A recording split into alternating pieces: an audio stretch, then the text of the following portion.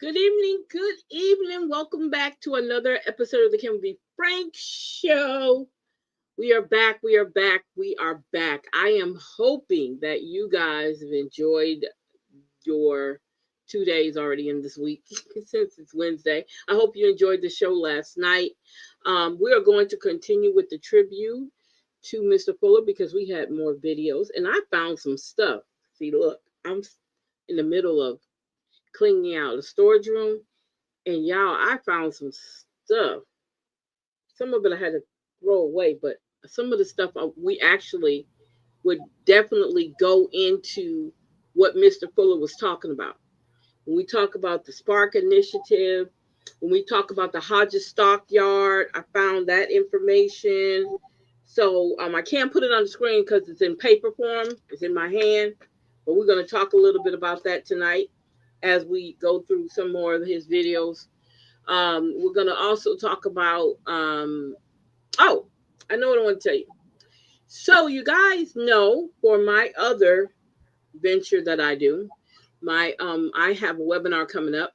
And on that webinar, I've already sent out the emails of all the people that I've invited to come to the webinar. It's a very small, intimate webinar, and it is dedicated to Black women. So I need some more of you guys to go ahead. I know December 1st is a week away, but I need some more of you guys to actually finish filling out your registration and getting it in. December 1st, 7 p.m., right here on our StreamYard. Excuse me, I said Streamline. But on StreamYard, we will be doing a webinar. All right? So I'm looking forward to that. Also tonight, and I really apologize. Tonight, I did not get a chance to get in a talk shop live because, like I told you guys, I'm in the middle of cleaning out a storage room and my time got over. And I thought I was going to try to do a show for 7:30, but there was no way I could do it. So I'm skipping tonight, but I will be back Sunday. As you know, Soulful Reset. We will be back Sunday on Talk Shop Live and on Fat and Fabulous here on Facebook and on UCN. So we'll be back Sunday at 6 p.m. for Soulful Reset. If everything works out, we will be there. Okay. I want to say hello to my who's this? My co-host. How you doing, sir? I'm doing all right. Okay. Good. I don't. Are you aware of the latest headlines? No, sir, I'm not. That's what you come in to do. What's going on? Okay, so if you would share your screen and go to the City of Alexandria's YouTube page. Okay, hold up. Give me a second. Give me what did they do? So go to YouTube. Okay. Cool. Go to the City of Alexandria's page. Okay. Gotcha. Okay. Is this him 19? Okay, right here. We're gonna pull that up. Yeah, go ahead and pull that up. I'm gonna share, so we're not talking to ourselves here. Okay. You want to share it? No. I'm gonna share this the live. Oh, okay. So you just want me to open this up, put it on the screen? Yeah, put it on the screen and let me share the live real quick. Okay, go ahead. Gotcha. So I'm putting it on the screen. Okay. All right. So he went and had a briefing for the 19th. Wow. No, he didn't. Look, no, he didn't. All right. Okay. Just tell me when to open it up. Hold on, let me share. Do, do, do, do, do, do, do, do, do.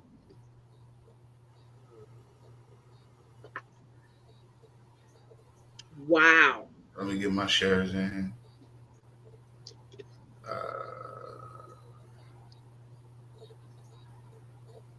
26 views 4 hours ago. yeah, nobody cared. I went on KLAB, and when they announced it, it had like 4 comments. Yeah, nobody cared. And then the rest of them were like, "Well, he's lying," you know. And so, let me get everything up You know, you know, it, it's almost like a relationship. Remember, we said this a long time ago. We said that the city of Alexandria, the people of Alexandria, the residents of Alexandria, and Jock Roy has this abusive relationship, right? And I think the people are kind of getting over him. You know how when you're getting ready to get a divorce, well, you wouldn't know because you've never been married, but you know when you come to the point and you say, well, you know what, this is not going to work anymore. I think this is just me, my opinion. I think that's where people are getting with him. I think they know it's time for something. Because let me tell you this, it's because we don't see the people and we don't interact with them. A lot of them are watching the cities around them thriving.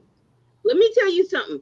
It's people paying attention to the cities around Alexandria that's thriving like crazy, right? And Alexandria is stuck in this time warp. And people are leaving because they can't get seem to get, seems like, okay, we put a mayor in place and we thinking he's pushing us forward, but reality is he's got us stuck in this time warp, and they're tired of it, and that's why people are leaving. That's why the population hasn't decreased, and he don't want to admit it, but it has.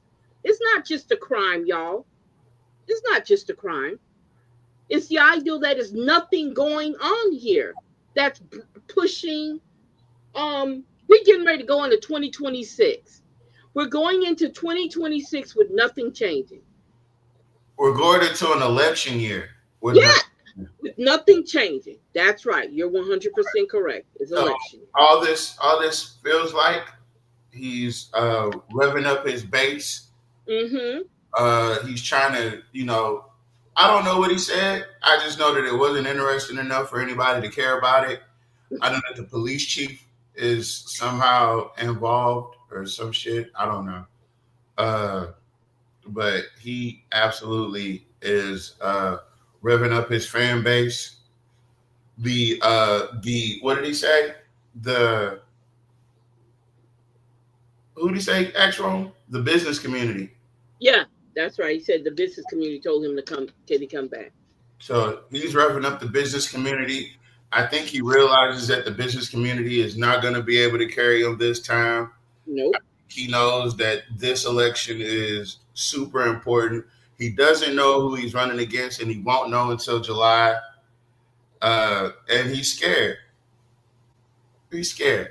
He's scared, and this is the ramblings of someone who's scared. Mm-hmm. Mm-hmm. But Mm-hmm. we wait a couple minutes. Go ahead and talk a little bit more. Oh, I want to talk about the AKK network a little bit. So the AKK network is a network of people that we started on TikTok, and now that I have a solid group of people that content creators that covered various things like the Carmelo Anthony case. We have dating lives where we talk about relationships. We have a wide variety of topics that we talk about, and so I want to kind of push that out to the forefront because not only are we on Facebook in 3 different places, we're on YouTube in 2 different places streaming right now. So if you don't follow one, you can find the other one. If you want to watch us from YouTube, that's all fine and dandy. Just follow the AKK network.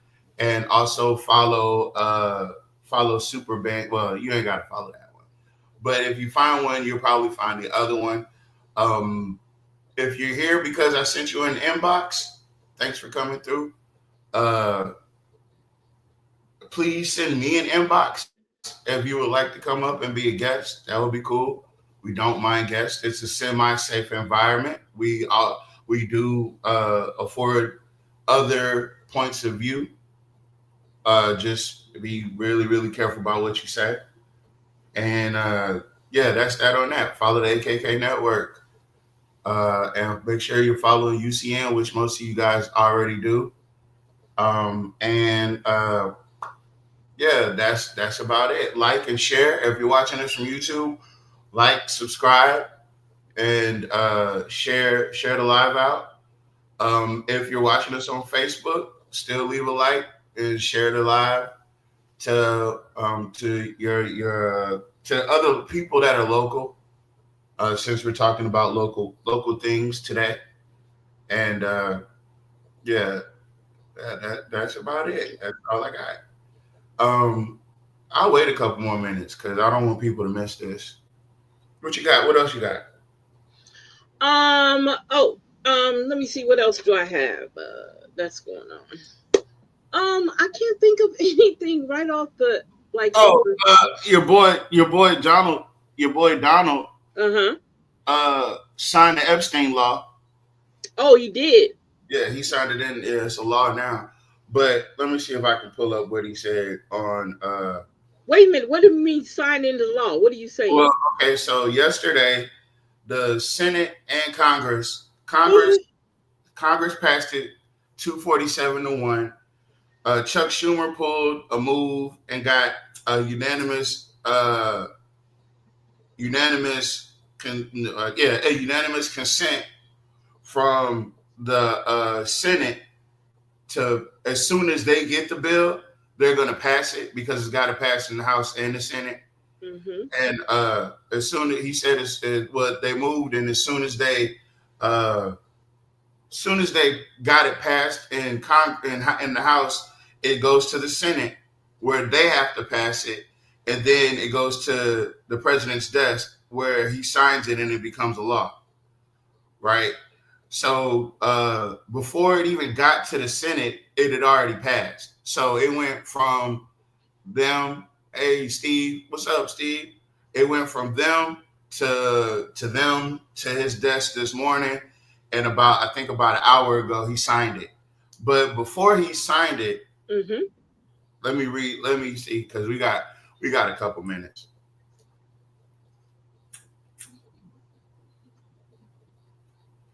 Before he signed it, let's see here. I want to read what he said. Uh, it's a lot too. I mean, he went off the rails.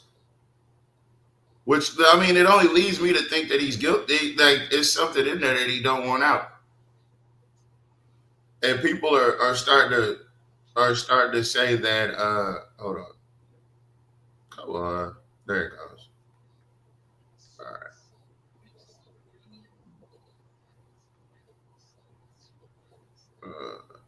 hold on, hold on, hold on, hold on, hold on. You know my girl Rubia Garcia, she be on it. God damn, that's a lot. He says, Watch your mouth. oh, I'm sorry.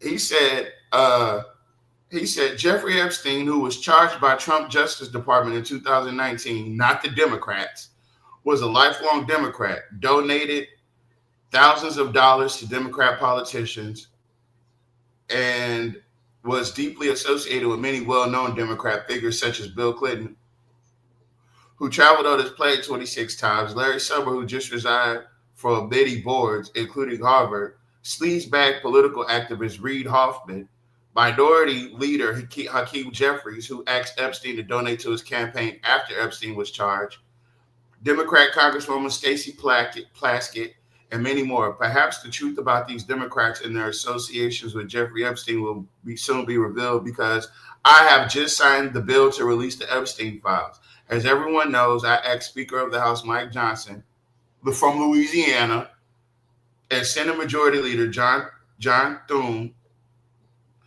to pass this bill in the House and the Senate respectively, which he didn't. He didn't do that. That's a lie. Uh, because of this request, the votes were almost unanimous in favor of passage. At my direction, the Department of Justice has already turned over close to 50,000 pages of documents to Congress. Do not forget the Biden administration did not turn over a single file or page related to Democrat Epstein, nor did they ever even speak about him. Democrats have used the Epstein issue, which affects them far more than the Republican Party, in order to try and distract from our amazing victories, including the great big beautiful tax cut bill, strong borders, no men and women's sports, a transgender for everyone, ending DEI, stopping Biden's record-setting inflation, lowering prices, biggest tax and regulation cuts in history, ending 8 wars, rebuilding our military, knocking out Iran's nuclear capability, getting trillions of dollars invested in the USA, creating the hottest country anywhere in the world, and even delivering a huge defeat to the Democrats on the recent shutdown disaster. For years, our great nation has had to endure Russia, Russia, Russia, Ukraine, Ukraine, Ukraine, impeachment hoax number one, impeachment hoax number two, and many other Democrat created witch hunts and scams, all of which have been so terrible and divisive for our country and have been done to confuse and deflect and distract from the great job that Republicans and the Trump administration are doing. This latest hoax will backfire on the Democrats just as all of the rest have. Thank you for your attention to this matter. Make America great again. Laura Loomer on X. If you guys know who Laura Loomer is, then you know what I'm about to say. She says, I'm going to say the GOP has a Nazi problem. And the more we pretend like we don't, the worse it's going to get. We do. Don't tell me we don't. Laura That's Loomer. Loomer. Ooh. Wow. That's Laura Loomer. She is a staunch advocate of what's his name? I can't make Wow. this up. What do you think? Like, is this a reflection of local politics where we repeatedly get lied to, and Mm-hmm. you gotta force Jock to do anything that Yeah. requires? Yeah, there's a lot of. Oh, I know what I wanted to see. So, um, anybody in the audience, right? Before I get too far ahead, can anybody in the audience tell me Kay Miguel's political affiliation? Political. Yeah. Okay, she ran. Okay, I do know she ran for mayor at one time, and then when after she ran for mayor against Jock Roy, which I believe he put her in the race against Catherine Davison, he wound up making her the chief of staff. I think after she ran and lost. I don't think she's there no more. I don't know if she's still there, but that's what she was his running. She ran against him. And when after she ran against him, that's when she got that position as his administrator, chief of staff or something like that on his at the city of Alexandria. She got that position. And also Kay Miguel's used to be on the ethics board. And when she ran the mayor mayor of the city of Alexandria, they put somebody else in her place. And also, another thing, she is also part of the Gold Wings team. Um, excuse me. Yeah, she's part of that team at one time. I don't know if she's not there anymore, but she was part of that team. I want you guys, what I just said to you guys, excuse me, y'all should understand why we say the things we say. Now, I just told you two different things that one person was involved in. I told you that she was an employee or she was on the team of Gold Wings, which is one of the number one attorneys that work, attorney teams or attorney firms, law firms that the city of Alexandria worked with. I told you that she ran against your mayor you got now. And after she ran against him and nobody said anything about it, she became his chief of staff. I believe she was put in that race so he could get back in there. Because I think at the time she ran, um, Catherine Davison ran, Jock Roy ran, and I think somebody else ran. But she lost. And then she became his chief of staff. I'm just saying. I'm just saying. I'm not saying anything happened, but I'm just saying. Okay. This is the stuff they do right in our faces, and nobody says anything. But we said something because we always been saying it. We always been paying attention to stuff that other people don't seem to think it's important. Which I thought was amazing that she did it. I think a lot of people, just like Roosevelt Johnson gets thrown in races for money. It ain't like he really want to run for anything. Most of that is he's been thrown in there to split votes. Y'all should know who the vote splitters are by now. I mean, hey, we've been talking about them for the longest. You know exactly who your vote splitters are. When he comes up, he's in there to split a vote. Because you got to remember, Johnson been quiet for a while. If he comes up in this mayor's race in 2026, you know he's in there to vote split. You know he's in there to vote. Just watch who runs against him. Watch who runs against him. Pay attention to who runs against him.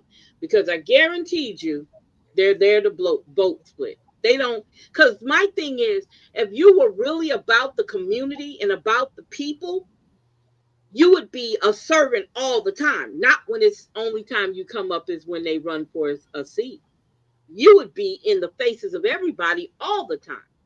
You would be hollering out all the things that you think he's doing wrong, not only just what he's doing wrong, and then you would come up with a solution how you could fix it and work on it in front of everybody. No, y'all don't see that. Mayoral elections in Alexandria are nonpartisan. Candidates are not required to declare a party affiliation to appear on the ballot. So, what we're talking about, what I'm trying to point to here, is the Mm-hmm. fact that this political ambiguity that exists in Alexandria is really Republican, Yeah. Yep. right? Yep. Jock is a Democrat on pay. He's a Dino, Democrat in name only, Yep. Because right? he doesn't do Democrat. If you guys watch him, he doesn't do a lot of Democratic things, right? No, he does not lean. He Mm-mm. does not lean No. left. Oh, she ran as a Democrat. Thank you, Kev. Mm-hmm. They don't Mm-hmm. even play the role that well. She's Yeah. a Let me tell you why I know she's a Republican. Because majority of the Gold Wings, these are Republicans, you guys. No matter how much they say they are Democrats, Majority. all I majority. said if it's 10 people that run Gold Wings, 9 of them are Republican. That's Guaranteed. right. That's right. Um, and don't forget, Kay Miguel's also she was also on the ethics board. I said it. You didn't hear me. Okay, I missed that part. Yeah. She was also on the ethics board. But here's the thing: she was Jock Roy's chief of administration when when he was in office before. I told. Oh So, yeah. Before. Oh, okay. Hold up. Hold up. Remember when he? I just said. Are you listening to me? no, listen to what I'm pointing out. Okay. When Jeff Hall became the mayor, guess where she went? Nowhere. That's right. She stayed in that position. He did not switch her out. Surely didn't. Jeff Hall's not a Democrat, No, he's a Republican. No. right? Yeah, wolves can appear as sheep. You damn right. That's right. All the time. So, All the time. so we are being we. This is the end of the Dino era Mm-hmm. in Alexandria because your Republican stripes are showing. Yeah. Your Republican stripes are you are exposed for who you really are. Now, I'm glad we brought it back to this, right? So now we're talking about Democrats. She stayed in there because she interviewed me. Damn, Mm-hmm. damn. Yeah. Well, you okay? Do you remember the one of the other city council meetings, and she got up there and spoke? That was just recently. She's still there. She hasn't moved anywhere. Oh yeah, no, she's still there. She's definitely still there. Yeah. Yeah. So what position would you guarantee yourself? Because remember, she stepped down from the ethics board to run for mayor Sure did. in 2018. And when she stepped down and she lost the race, that's how you know she was put in there Uh, because she stepped down and she still won. yep. I just said, Tavares, are you listening? I just said I was that. listening. She began serving as chief operating officer for the mayor in 2006. Uh-huh. In 2006. Then that means that this is her second time around coming in there with him. That's what that is. I think she was his chief of staff the whole time because she could be the chief of staff. And Yeah. I don't know if she could be on the ethics committee. I don't know. I don't know how long her stint was on the ethics committee. I However, don't know. She did serve there. yeah. So let's go ahead and roll that beautiful bean footage. Okay, so here we go, you guys. When you give a report like that, you can have, of course, this is where we are today. These are the things that we have to do to meet the future and think about some of those future-proofing items. I'll talk about Reignite today as part of that. Just up front, Reignite does not require any new tax, and we did not base it even on the renewal of a tax. It's based on what the Spark roll-off does currently and how it can be funded in the future. I think that's really important to highlight to people, although it can give a false sense of, oh, well, then you don't need things. So we'll come to that as we do throughout the rest of the year. But those are the facts. I mean, transparency is what it is. You can't. I'm not going to be here selling anything to the public other than giving the report of where we are and what we're doing, and people are going to make those. Isn't that cute? Somebody listens to the show. Somebody listens to the show. You know what, Jock? Man, let me give Jock a shout out. Hey, Jock, you might be an op, but goddamn, you are dedicated, bro. You are dedicated. Oh my God, it's so cool. It's so cool. It is. It's nice to be recognized. Cool. It's nice to be recognized in a very sly manner. Okay. Before we finish this, he mentioned Spark, so I want to bring something to you guys' attention about Spark. Now, I told you I went through my storage and I found a whole bunch of meetings that we went through, right, and a bunch of information. Now, I want you guys to listen to this about Spark incentive. Now, this happened, okay, back in 2008. This is how long, quote unquote, Spark has been going on. This is the incentives. It says in April of 2008, the city of Alexandria embarked on the largest redevelopment project in its history, a $96+ million project known as Spark, or Special Planned Activity Redevelopment Corridors. Spark addresses decades of neglect and underinvestment in 3 districts in historic areas within the city's inner core, and all an effort to reduce the effects of unfettered sprawl development. Spark is based on the simple ideal that multiple strategic investments in catalytic infrastructure most effectively increases property value, decreases crime and poverty rates, stimulates private sector development, and generates short and long-term employment opportunities. Specifically, Spark is implementing and will continue to implement plans that had, until now, remained on the shelves for over a decade. And because it scales, Spark is flexible enough to also include an array of incentives for new privately driven development projects. Spark tackles everything from housing and retail developments to improving roads, drainage, and police and fire coverage. That's what Spark was. We are now, that's 2008. It's 2025. What has changed? What has changed? Nothing. Okay. Now, they said $96+ million. So 2008 to 2025, how many years is that? 17 years? Yeah, something like that. 17 years. So I'm sorry. I want to make sure because I might have to come back to some of this. Okay.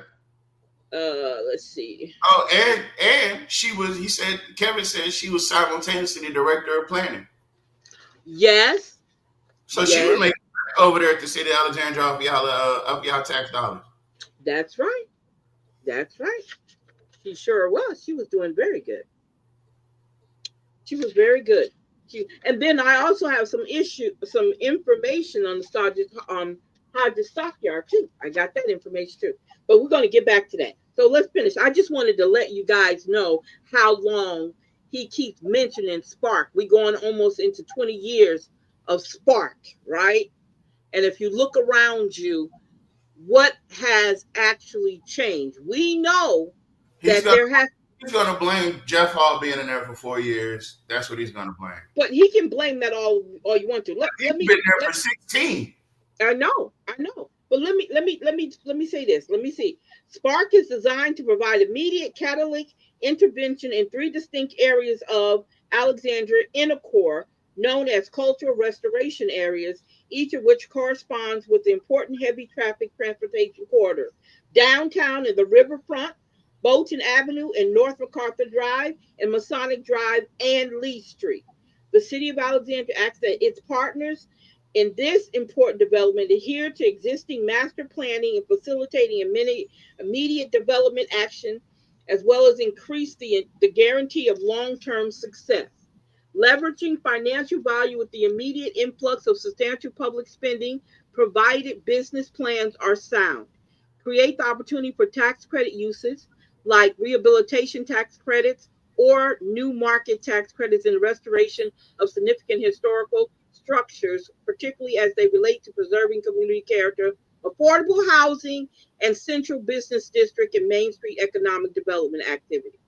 In the case of any listed project related to alleviating urban flight and blight, property abandonment, and economically distressed neighborhoods, and as tools for sustainable, environmentally conscious development, provide the potential for misuse, promote diverse ownership and partnering, preserve, not displace, separate, or marginalize our city and its neighborhoods and people. And y'all show me in the city of Alexandria, in these areas, okay, let me say the areas again: downtown and the riverfront, Bolton Avenue and North MacArthur Drive, and Masonic Drive and Lee Street. Y'all tell me which areas got built up with this Spark incentive. None. That was none. We'll go ahead and roll the video because Those determinations. I think the council is going to need to position itself to be very educated about that process and what it wants to do. But in Reignite, we don't rely on any new tax whatsoever. And I'll explain how that's the case. So first, let's just talk about the financial state of the city. Sales taxes are steady as they go, and we even, we see some increase in that. If you look at the LSUA dashboard, he'll report it differently. Nobody gets yet what our Christmas time does to how we report it, but that's an indicator of where you are as a city. If your sales taxes are steady or up, it means exactly that. If you're a sales tax based budget, it means that people out there in retail, et cetera, all the things that generate sales tax, not just retail, are doing what they are supposed to do. It is a great indicator of confidence in the community. So there are, not by all, but by some, a report that there's a concern about retail closures. So the data I'm going to give you just shows that's untrue. But if you report and you do things, you have to dig into facts. Having an opinion without facts, everyone can have. But when you look at the data or the indicia that goes into an opinion, it should be based on facts. I often tell you guys, and it's boring to hear over and over, but if you're on the edge of Martin Park and you're getting rain on Spencer Street, and you're seeing flooding occur, that's not your opinion. That's a bad rain. If you're in the farmer's field about 500 to 1,000 yards past that, and you've been really dry for a long time, that same rain that inundates the area on Spencer Street is seen by you, in your opinion, very differently. But the fact is the same. That amount of rain that fell on that spot is a fact, and that's the same. But the opinion of the two different recipients of that rain could be different. What we look at to determine how the city's doing from a retail, et cetera, standpoint is manifold or multifactorial. And here are some of those things. We look at sales tax, which I just went over. We look at utility, new openings for business and those things. We look at, I do some private interviewing with everybody that has something to do with selling cars. And so I have people in that business, and I call them and ask them future expansions, how are your sales? So those are two different things, but they're very related. If you see people expanding car sales in the city, meaning they're building new infrastructure to do more, like we see with Walker out on that corridor, those are all good signs. And so if you see one car group leave for some better opportunity they've worked out, and another business takes over that retail spot, but you see that overall growing, that's just the trade-off of retail. That does not indicate a negative for your community. Again, easy homework to do. Very simple. Jesus. What's that joke you always tell about him sounding like a used car salesman? Yeah, I say that a lot. Is that what he sound like? No, back it up like 20 seconds. Okay, hold up.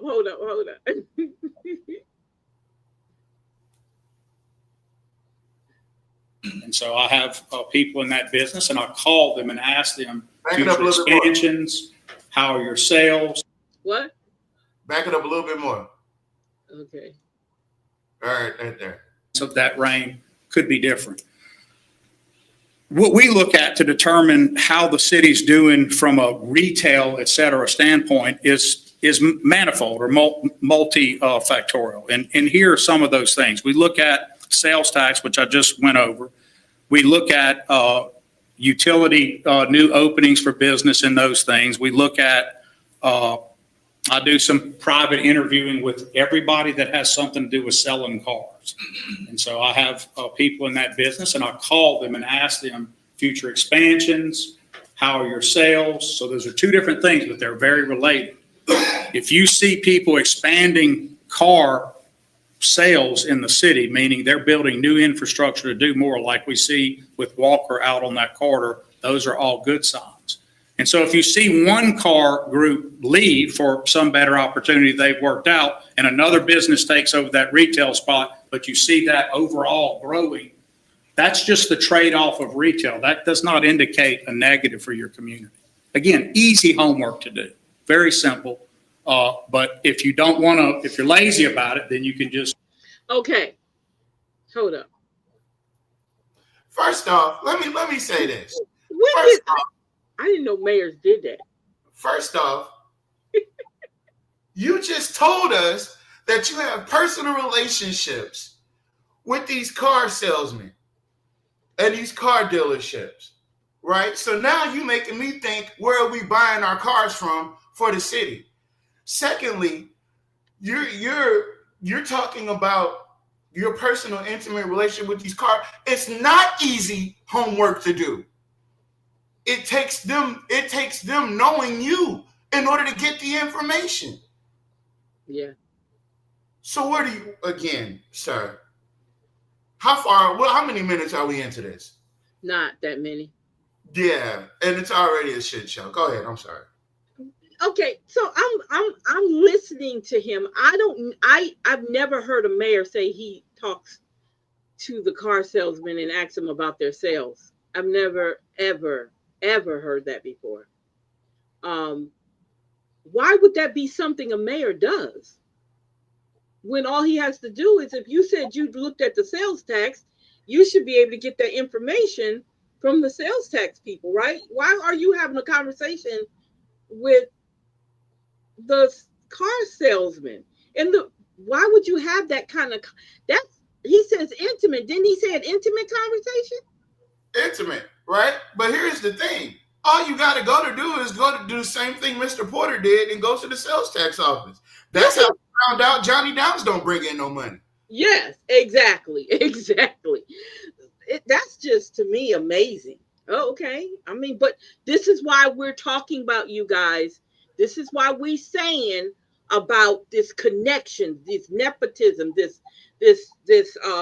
white Hook up this homeboy hookup shit, this good exactly, old system. exactly.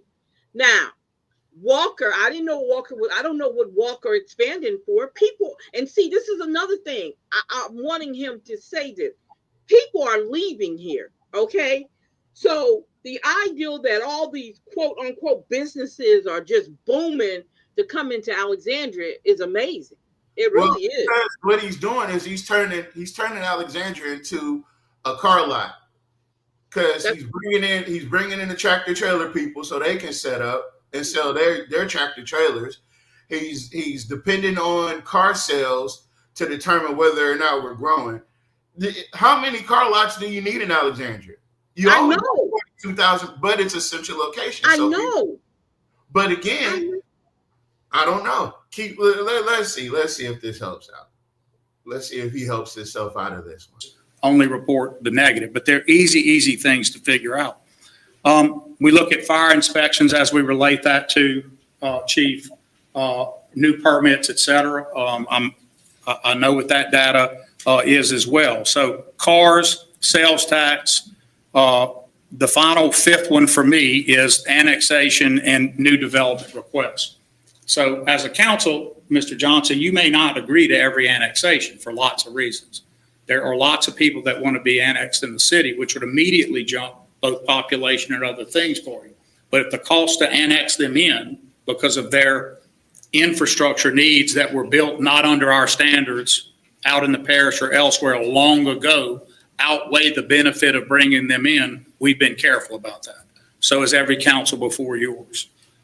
But you still count requests and you look at developments and new areas that would like to be annexed, not just the traditional ones. I won't count those. They've been asking.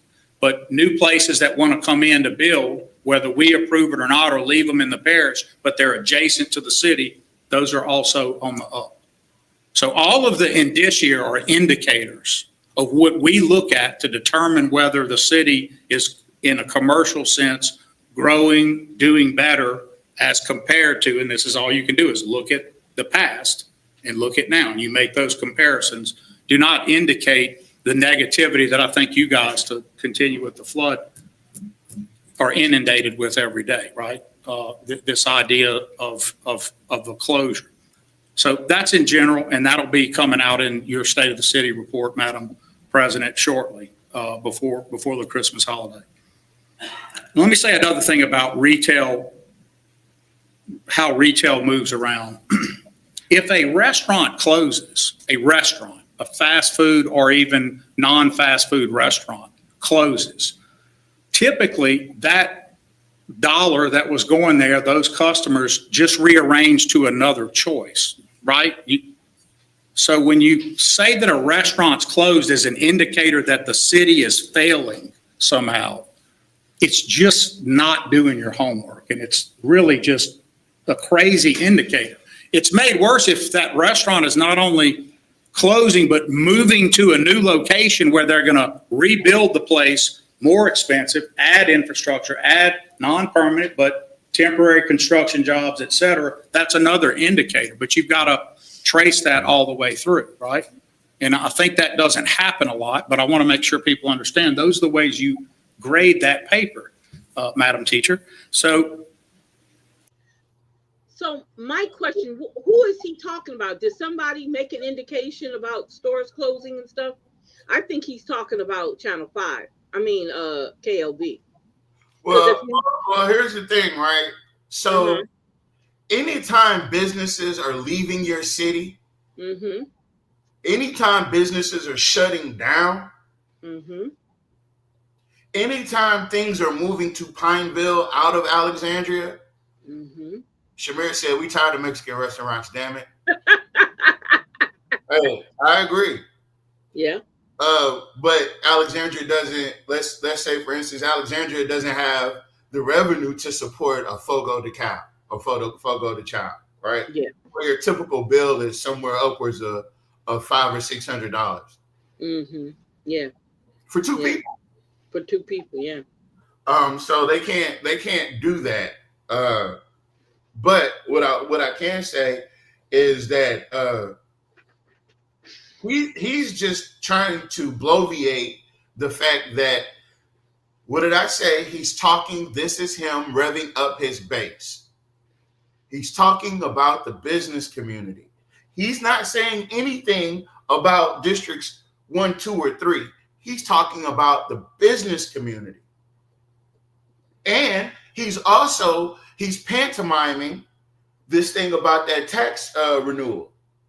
I heard that come in. Yeah, that's on the under of his dialogue. But he said that the Reignite program, whatever that is, he's saying it said he's not dependent on the tax renewal. Yeah, exactly. Now wait a minute. No, don't get me wrong. We're still gonna need that money. But yeah, this ain't got nothing to do with that. So that lets me know, if we do get the tax renewal, some of that money will be funneled over to Reignite. Mm-hmm. It will be. Absolutely. He has because he's related the two in conversation. Yeah, it shouldn't even been, unless somebody said that's what they're going to use. It wouldn't matter. Somebody, it's not his job to respond to what somebody said about allegedly.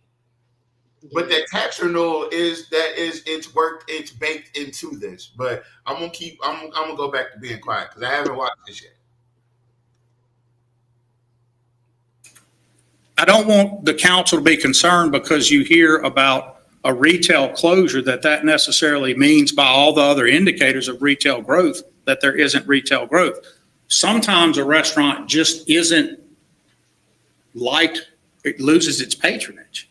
And so what happens is that will be absorbed, as retail dollars are, in some other restaurants for the patrons who are still going. But retail is not a city-driven phenomenon per se, right? You don't decide that, Madam President, where people eat. You also don't choose how many restaurants and one type of food to do. I know that. Why isn't he talking to them like they third graders? Because he's revving up his base. He's pulling the trump. But Tavares, you don't need to talk to nobody like that. People know they don't have. He's pulling the trump. He's revving up his. Look, watch how I'm gonna talk to him. He does it with Van Dyke. He's probably gonna do it with the police chief in this meeting. He does it all. This is that money ain't gonna be for your people now. It ain't gonna be for your people. But I'm trying to figure out, why would you even say that they know they're city council members. That's it. They have nothing to do with restaurants and businesses that come to Alexandria or who leave Alexandria. Why are you even saying that? Because they complimented Joe Fuller and all the changes that he made yesterday. A little insecure. Not a little insecure. Did you say a little? Insecure, yeah, because if Joe Fuller would have come back and he was still with us and he wanted to run for mayor, he would unequivocally spank Jock. Yeah. And Jock knows that. Yep. So how would you like to be haunted by the legacy of someone greater than you? There's a lot of people greater than me. There's a lot of people, but that was one of the more prominent Black figures.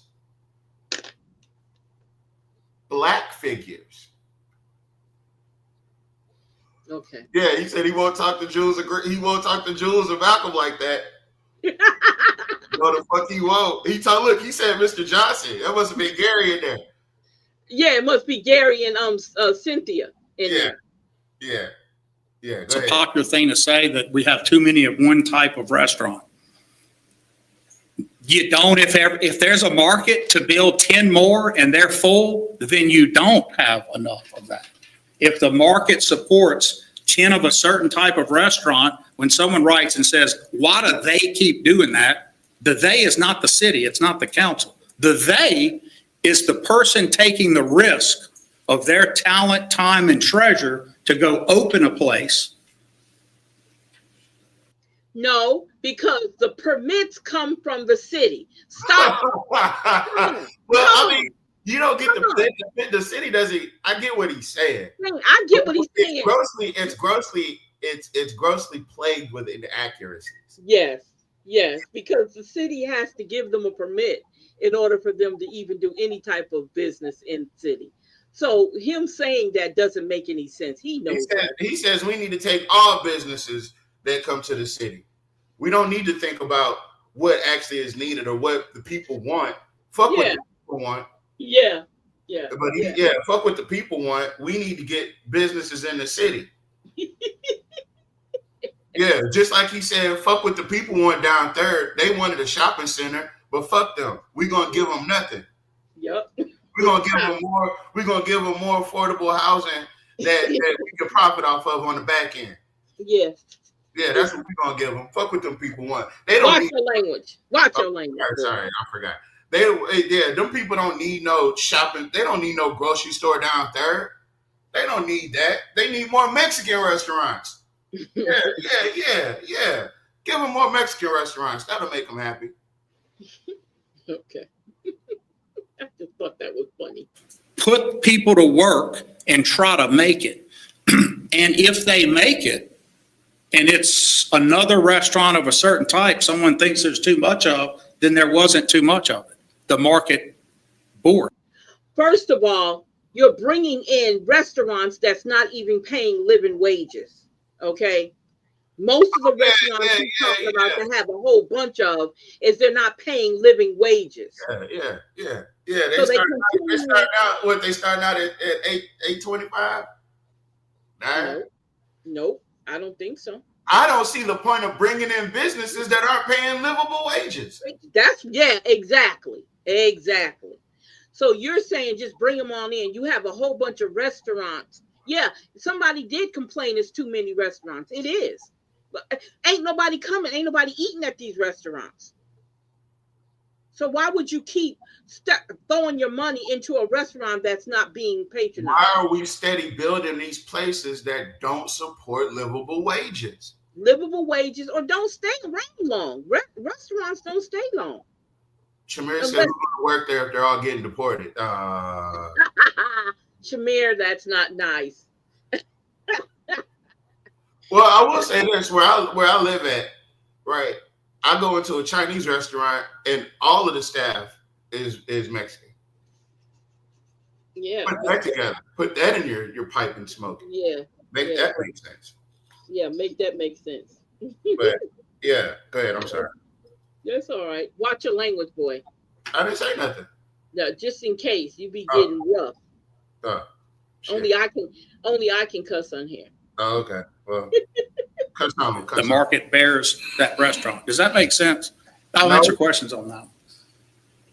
Okay, so I know there's a lot of expertise about that. I saw recently there was a hotel being built next to the mall, and there was a string of comments that we don't need that, another hotel. Again, evidently you do need another hotel. No, you don't. And people like that don't build a hotel. Now, who do you think approved of that hotel to come here? The thing is, you don't need it. You don't need it. Because nobody comes here. There's nobody coming here. At first, you guys said they needed the hotel space for Dixie League, for the conventions, for the Pentecostals. Yeah. Now, what do you need it for? What do you need more hotels for? That's a sweetheart deal.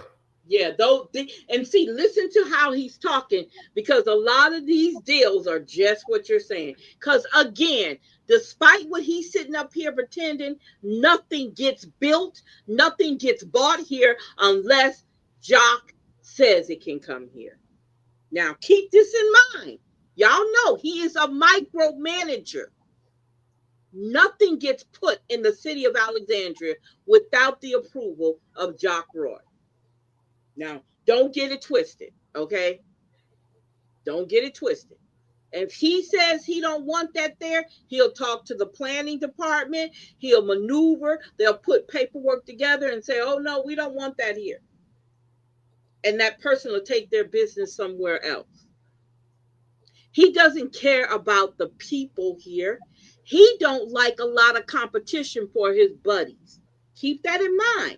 Because again, as we said earlier, who put him in this last time? He said the business people put him in the last time, right? So, of course, a lot of competition ain't going to be coming to Alexandria to compete against his buddies. Don't get it twisted. This is, let me tell you something. If you understand how capitalism works, if you know how business works, yes, these types of things take place where they will say no to a business if it's competing with a business that's already been in existence and it's one of their buddies' businesses. It happens all the time.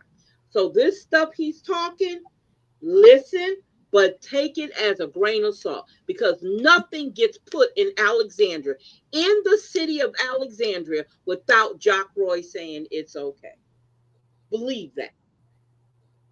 Unless they've had a, a real deep plan, Trey, as we know, with our own dealings in this, a deep dive into the community to see that the money will be made, or they wouldn't take that risk. So if they're building in a corridor right where you might see retail closure of one restaurant because another one's coming, or they lose patronage, they've thought about that. And that's not what it means. Sometimes restaurants close because they fall out of touch with the patronage, or people change what their tastes and desires are. Maybe their price point is off, or more likely than not, they fall out of favor because there are national trends at work. They belong to a parent organization that could be going through a bankruptcy.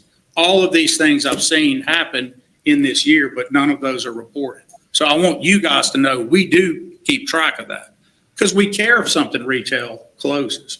While we don't think the city controls or should, unless you're not a capitalist. If you're a capitalist, you want retail to control. Did you hear what he just said? Did you hear what he just said? What'd he say? No, did you hear what he said about we don't have no control over it unless you're a capitalist? You heard what he said? Listen, just listen to what he said.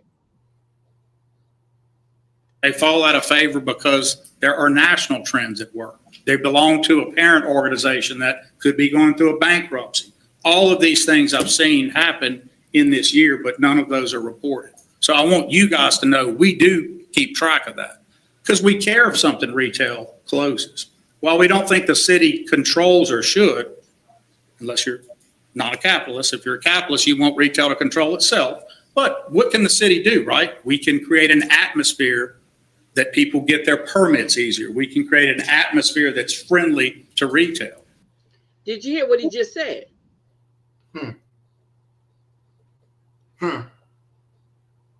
He letting you know. He letting you know that he's been hooking people up. That's what he just said. That's what he's saying. He's telling you he's been hooking people up. You want to create an environment where we can kind of streamline and get by things. That's exactly what Reddix was doing. Yeah. Remember, he said that we needed to do away with some of the permits and codes. Yeah. Because again, if you think Jock doesn't know what businesses come here and whether or not they approve of those businesses, he just told y'all. Well, actually, to be honest with you, I feel like he's literally saying that it's for sale. Yeah, I'm not saying it's not. I'm saying I'm saying that he's for sale. Like, just because they cut something off on the front end don't mean he's not getting nothing off the back end. Yeah. But it's just I want them to understand that when we say this, he just sat there and told y'all we actually cut corners if we want certain people to get permits. That's what he just basically But he said. just told y'all. Oh gosh. Okay, I'm sorry. Maybe look, I might be over analyzing what he's saying. I don't think so. And I think in some cases, like the Reignite Corridor, which is about the mall in large part, which is a retail center, retail can be at a level that's so big in a city that it does justify a different look than perhaps a single restaurant. What do you want to be careful of with that? Well, you want to be careful that you're not, as the council, picking winners and losers, right? If you have, we'll talk about in Reignite, if one of the plans was, we want to put a bowling alley inside the mall, but we want the city to help us do all this, and there's an existing bowling alley next to the mall, do you think it's appropriate for the public to incentivize a new bowling alley to compete with the existing one? Does anyone want to answer? I don't think that's appropriate. So in those cases, you have to think about retail uses because of the scale. Did you just hear what he just said? Didn't I just say that just a few minutes ago? He's telling you, he's saying the quiet part out loud. Capitalism, if you're really going to be a capitalist, capitalism is all about competition. It is. And if they have a better bowling alley, the bowling alley ain't too much different from the Mexican restaurant analogy he was using.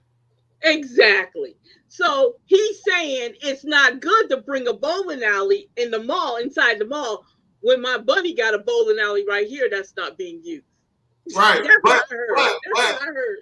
I can't stop people from putting too many Mexican restaurants in one spot. But I do not agree with the bowling alley part.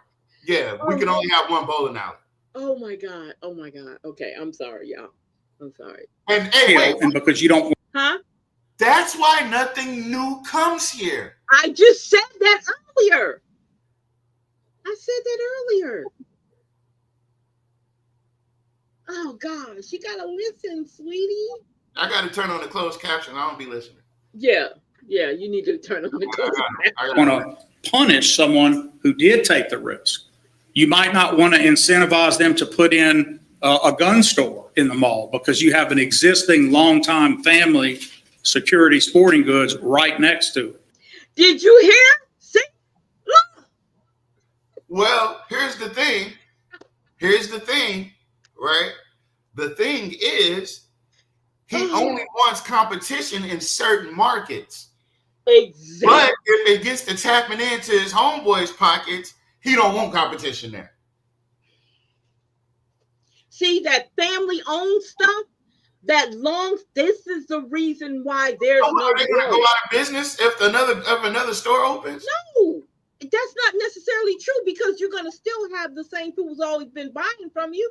You're still the company is gonna still have the same. Say they have contracts for sneakers with one of the high schools. That's not going to change unless the price is better. Now, if the price is better, there you go with your competition. Then, hey, yeah, you know what? So they want to be at, well, he didn't say anything. There's a pawn shop that sells guns right up the street from this security sporting goods. Sure is. It's literally like 4 blocks away. Yeah. I bought one from him, but that's a different story. No, it's not. That mom, many holes in the ceiling. Birds are making a nest. Look at it in the front. The nail shop has been like that for years. Yep, that nail shop ain't going nowhere. I don't know how they do it, but that nail shop is not going. That nail shop is going to be the only thing in that mall. That and the jewelry kiosk. But so do you guys get what we're saying? I'm so glad you guys are listening and getting an understanding. Ask questions in the chat if you have any questions, y'all. Just think about what he just said. He said everything I said earlier. That's how it works. Nothing is getting put in Alexandria. No business is coming to Alexandria with Jock Roy's stamp of approval if it's not on it. That is just how it works. But he's saying that they can't control it. But that's a lie, and you know that's a lie. He just told you. He gave you a perfect example with damn sporting good, with security sporting good. He said he can't control it. He just told y'all he can't control what comes in here. whatever. Okay, okay. All right. All right. All right. Maybe we might not be listening to it properly. We might be listening with our bad ear. Yeah, yeah. So those are the kind of things that we would think about in retail. Now, let me tell you another area, Madam President, where we chase retail. We do have groups and consultants where we do contact different things that we think people might like or would come because we're worried they don't have the correct data. So retail may do a dashboard view of your community, see one set of data, but if they just knew this one other thing, it would change their mind. They're really good at that. As I said, the hotels are really good at it. But he said, if you guys only knew that we're hooking people up over here, man. If you come here, listen, we'll cut all the red tape out the way. You know, you're seeing that, but see, you can't see the part where we're saying we're going to cut all the red tape out. So let me reach out to you and let me tell you, look, you come here, man, we're going to make this a sweetheart deal. Yeah. You remember now, the utilities incentive is still in place. Oh, yeah. Oh, shit. And he's the only one that can approve it. Yes, and he's the only one because Marcotte is gone. He's the only one who can make that incentive. Him and the director of utilities, which that explains a lot too. But yeah. Them two are the only ones. Listen, the utility incentives are for businesses that want to come to Alexandria, and they get a break in their utilities because they're buying. I guess they pay more or whatever. How do you get a break from paying more? I don't know. But if he treated them businesses the way he treats the citizens, then we'd probably be looking at a different Alexandria. Or maybe if we treated the citizens the way he treated the businesses, we'd be looking at a different Alexandria. But he's not doing either. He's talking about the business community. That's his focal point. Fuck them people. Excuse my language. Forget them people. He's saying it, like you said, the quiet part out loud. Sometimes with restaurants, there can be this one added thing, or they find out a new project is coming on board and it changes their mind. So we do chase it in that way. Otherwise, while I know mayors love to, including me, cut the ribbons at retail is largely a phenomenon that happens in the private sector. And when I say largely, I mean 95% or more, 99%. And the choice to close is also 99% some type of choice that has very little to do with the city. I guess the biggest example that I would like to give that is less about retail would be the closure of any kind of rural health or some of the hospital adjacent centers that we've had. In the COVID world and when we had Medicaid expansion going gangbusters, there was a lot of overbuild in communities. We were one of them. And so because there's so much subsidized things happening, government subsidized, people were able to build. If you have those places and you go into the waiting room, Madam President, and no one's in there day in and day out, that's an indicator of that overbuild. I've talked to the hospitals about when those changes were made. They were nothing to do.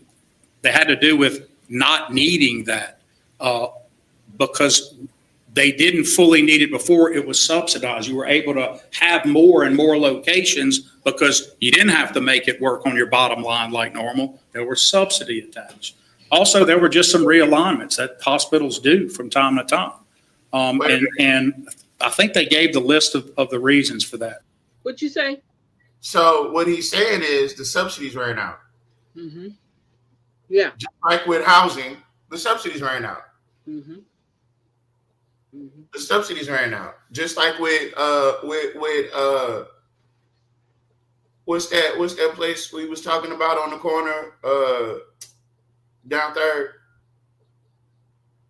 on Willow Glen, the apartment complex? Hodge Stockyard? No, the apartment complex on Third that just got shut down. Oh, the Bethel Apartments. Yeah, the subsidies ran out. So they stopped taking care of it. And that was a city-owned property. Well, not city-owned, but the city gave them the vouchers for the people. And that was a project that was headed up by somebody he put in place. Yeah. So the subsidies ran out. That's why they couldn't run. because they can't make the money no more. And then the people are left to suffer with the bill, with the everything else that goes with people leaving and businesses shutting down. So when hospitals and stuff, urgent care centers, when they shut down, they're not large, but them nurses and them doctors in there quickly go find another job. Quickly.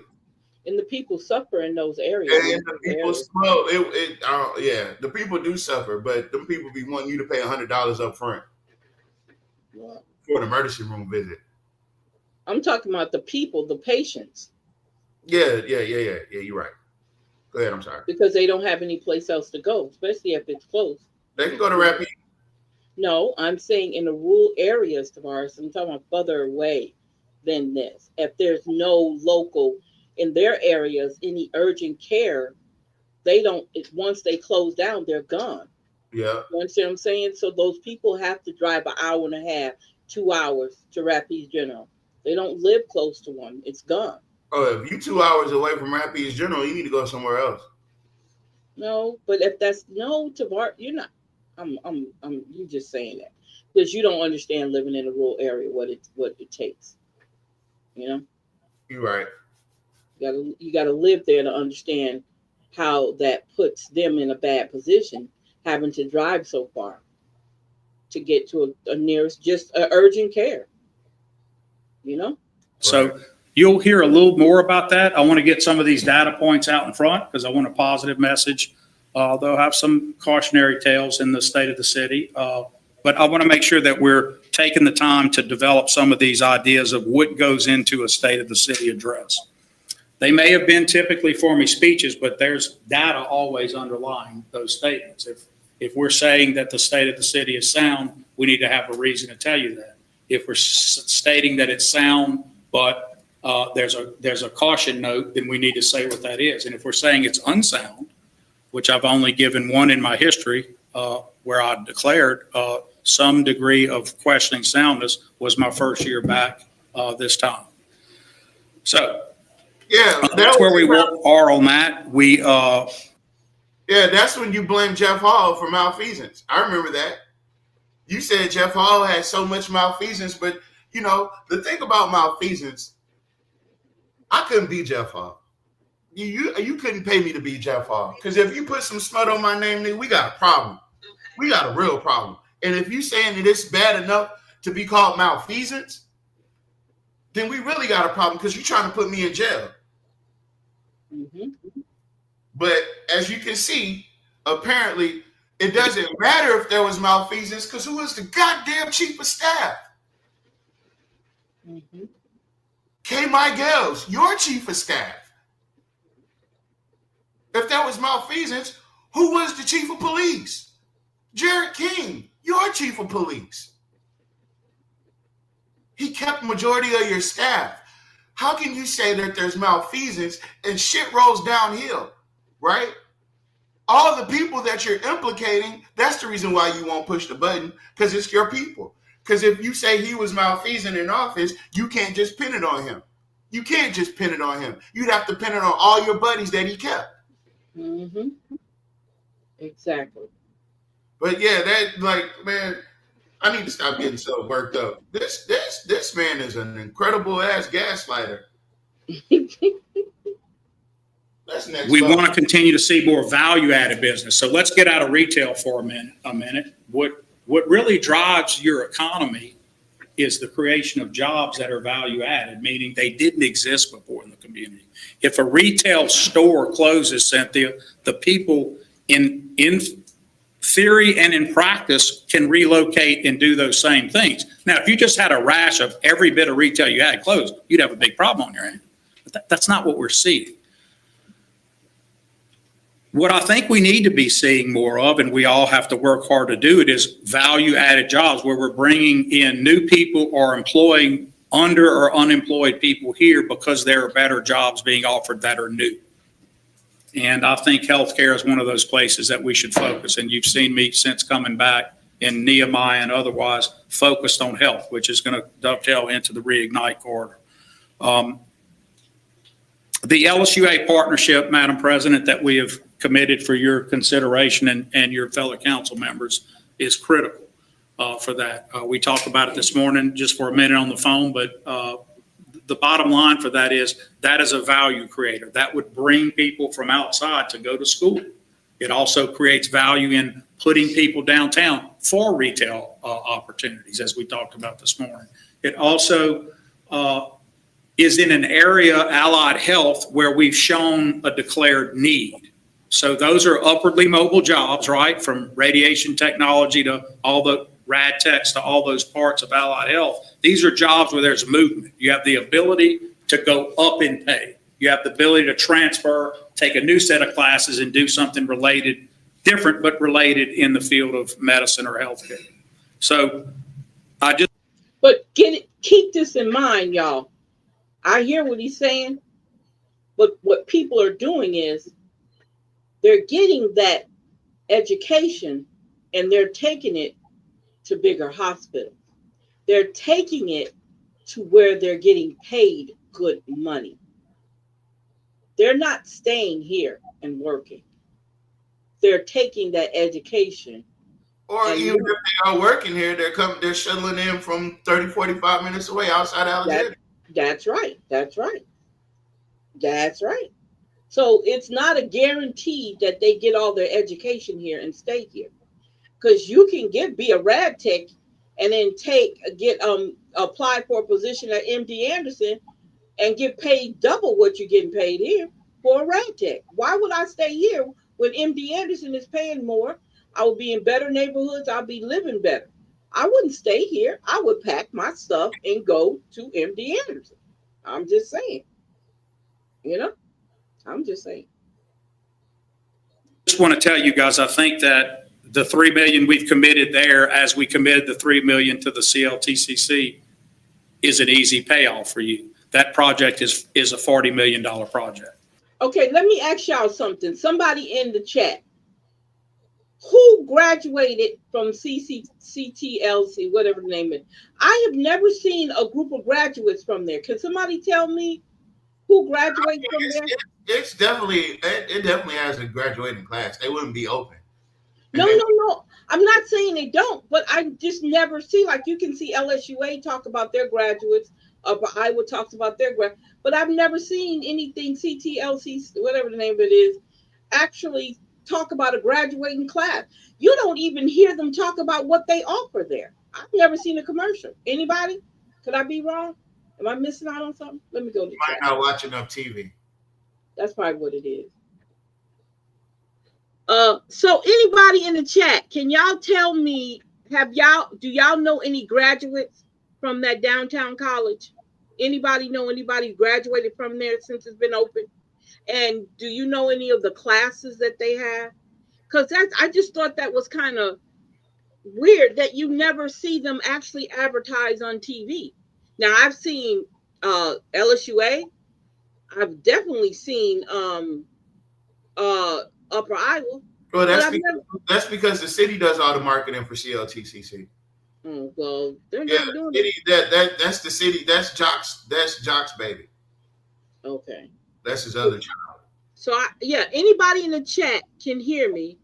Let me know if you know anybody who's actually graduated from there, and can you tell me what type of classes do they have there? Because I was just curious.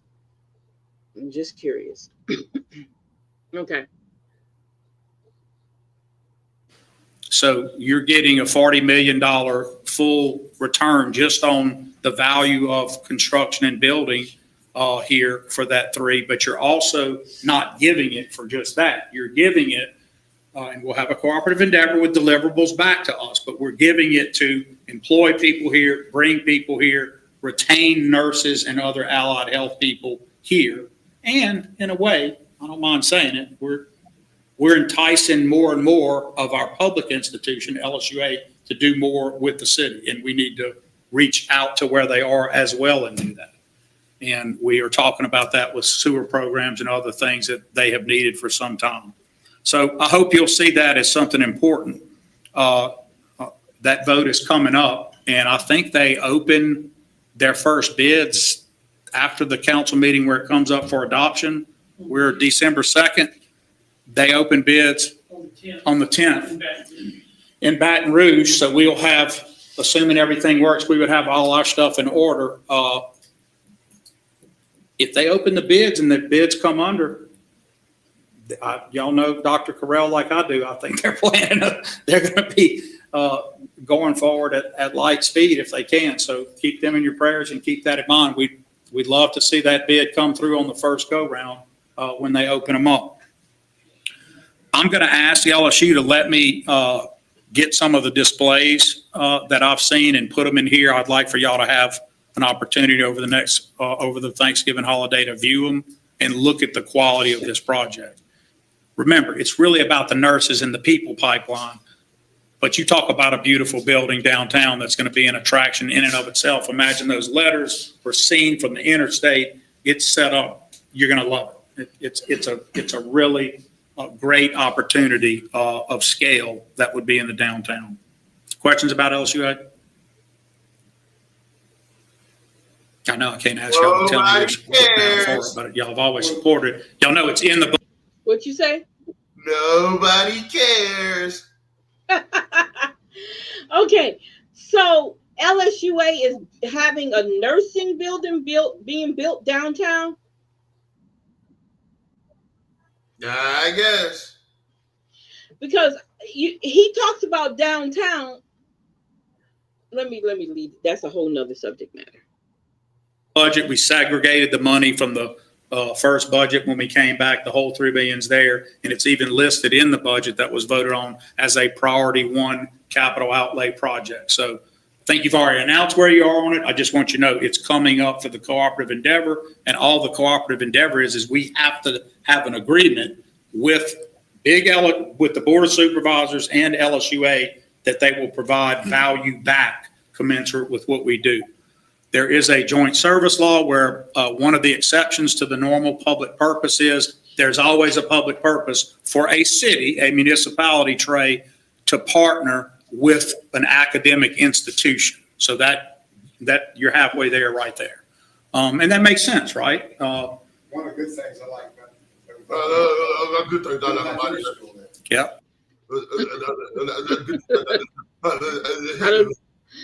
So, okay, so you're telling us that LSUA is planning on building something there. So is that not competition with CTLC or whatever the name No, is? I don't think so. I don't think CLTCC has a nursing program. But here's the thing. Oh, okay. And that said it, at least they're putting money back in District 3. Yeah. Okay, I got what. Yeah. Okay. Yeah, that's right. That is District 3. You're right. Even though they won't see it, but okay. Even though they won't see it, that money will never make it across some train tracks. That money's gonna stop at them train tracks, just like the beautification project did when they put them benches in the middle of the street and they need a bus stop, and then bus stops with no benches. With no benches. Look, you see where it stopped at? It stopped right where that restaurant and the Family Dollar used to be. You don't see nothing beyond that. That's going straight down Lower 3rd. You don't see nothing that looked like the city going down that way. They stopped it right where they did. They planted some trees and they put the metal benches out there and they put some bricks out there.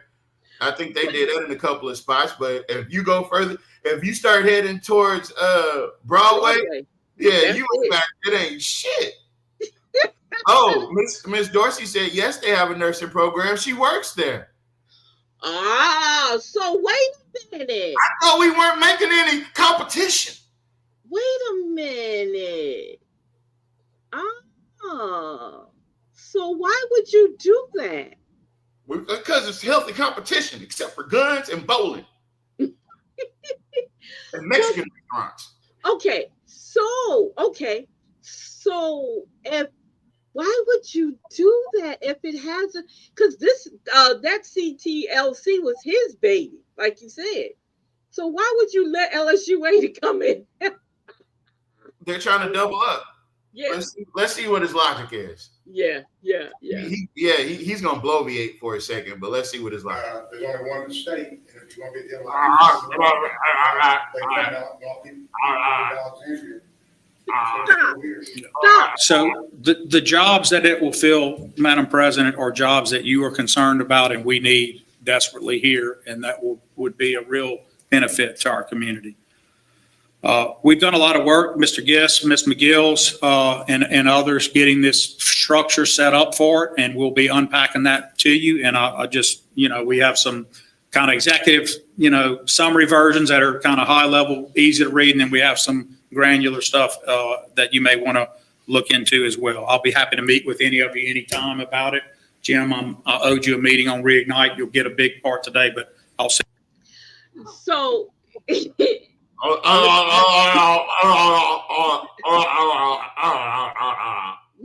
Jim alone.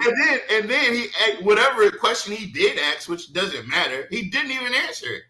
He did. Well, yeah, they're gonna have jobs. Yeah. So anyway, what I was saying was. So if K. McGill's and Gist worked on it, now I thought Gist was contracted in. See, that's y'all $350 an hour. He getting paid off of y'all money. That's them billable hours he talking about. Yeah. Trey Gist said, I need my yacht paid off. Let me get come on, we can't do nothing. I'm tired of writing these goddamn proposals and goddamn agenda items. I need some more. So you got Jonathan Goins, but you got Trey Gist, and you got that other lawyer. So why y'all? And you got Bo Weems. Yeah. And you got, come on, man. Y'all getting ripped off. Did you say the billable hours? Yeah. It's just like nothing but belt and suspenders. By the way, folks, any man that knows fashion, and I'm not saying I'm that learned in it, but one of the things I do know is, and you're going to have to bleep this out, when he talks about belts and suspenders, first things first, every gentleman knows if you're wearing a belt, you don't fucking need suspenders. And if you're wearing suspenders, you don't fucking need a belt.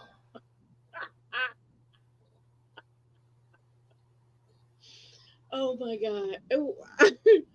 So you saying he wears both?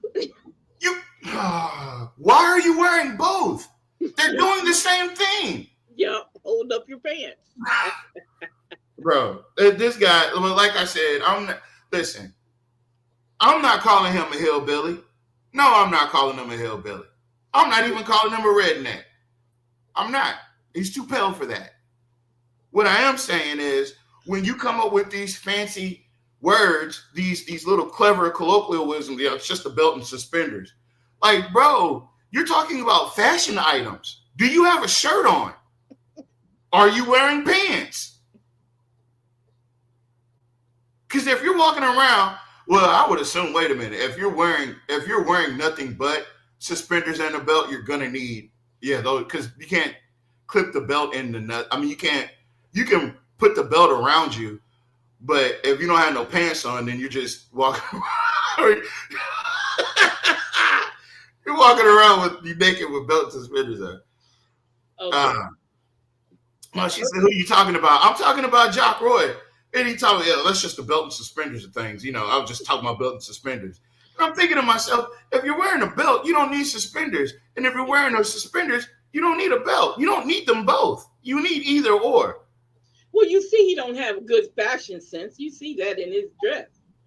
Yeah, he is wearing a polo with a dress jacket. He dressed like a Republican. Because you know what? That is a difference. Because if you look at Malcolm and you look at Jules, they don't never show up to no damn city council meeting like that. Nope. They always look nice. Always. They always look nice and neat. Even Fowler and what's her name be looking sloppy to me. I don't know why, but they do. Well, you don't have an incentive to actually do anything other than just be there. Because actually, y'all, to think about it, Villard and Fowler are lame ducks. They really are. They lame ducks council people. members. Well, see, their vote still matters, right? Yeah, yeah. If we ever end up in something where we need we don't have that fifth vote, because Nope. I can assure you, Lizzie Felter, if she's willing to gerrymander something, she's not willing to vote as a fifth to go against Jock. So yeah, that's plausible. But yeah, if you're wearing suspenders, you don't need a belt, and if you're wearing a belt, you don't need suspenders. Wearing both of them is a fashion faux pas. Yeah, yeah, you're right. But I digress. Go ahead. Sit down with you. Malcolm and I have met about it a pretty good bit. He's taken an interest in some of those things already, so we've been talking a little, but I'm available for any of you. So look, this was about getting public safety moving in the right direction. We've got work to do, no doubt, in public safety, but getting things moving in the right direction, and what I would consider we were clearly in the wrong direction, coming back. I have breakdowns for you by investment of this administration in a comparative sense, which I'd be happy to show. In any other metric that we need with public safety, we're going to be happy to show you that. The next thing that was part of our 100-day plan, and at least what my plan was coming back, was also to stabilize in place the Alexandria utility system back in best practice, complete and offer back our customer service center with modern online connections. I understand from Rick and others, we're close. So we've done a few, what do you call them? Mock. We'll do the permanent conversion Thanksgiving. Okay, so Thanksgiving weekend, that's been advertised. We're letting people know when things come online, but they're doing mock conversions of getting us in a very different way where people can interface with that. And it's all about connectivity. So if you think of Alex Connects, it's about making that across the board for the city, for employees and customers.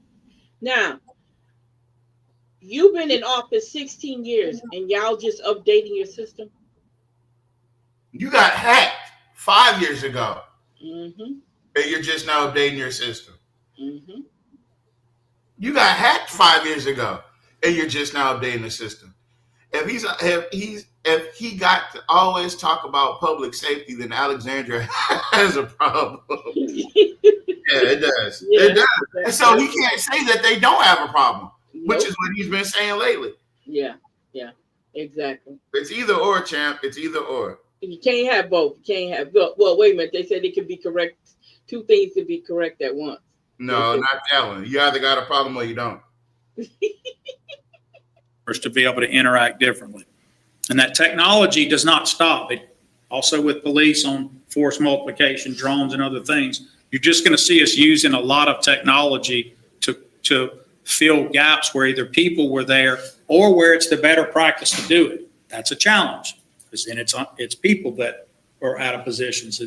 But as y'all know, that is a national challenge with AI and other mechanization that's replacing jobs every day like crazy. So that would explain why he doesn't. We also are now. Huh? That would explain why he don't want them cameras.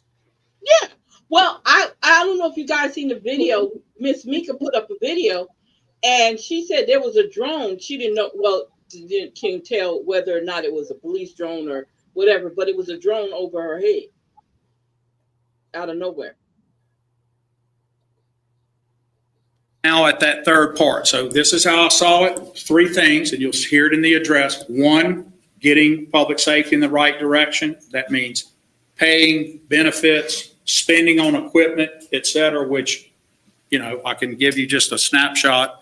In 4 years prior, it was probably 3.3 million. That's over a 4-year period. Just in this last 2, we've spent about 5.4 or 5.5.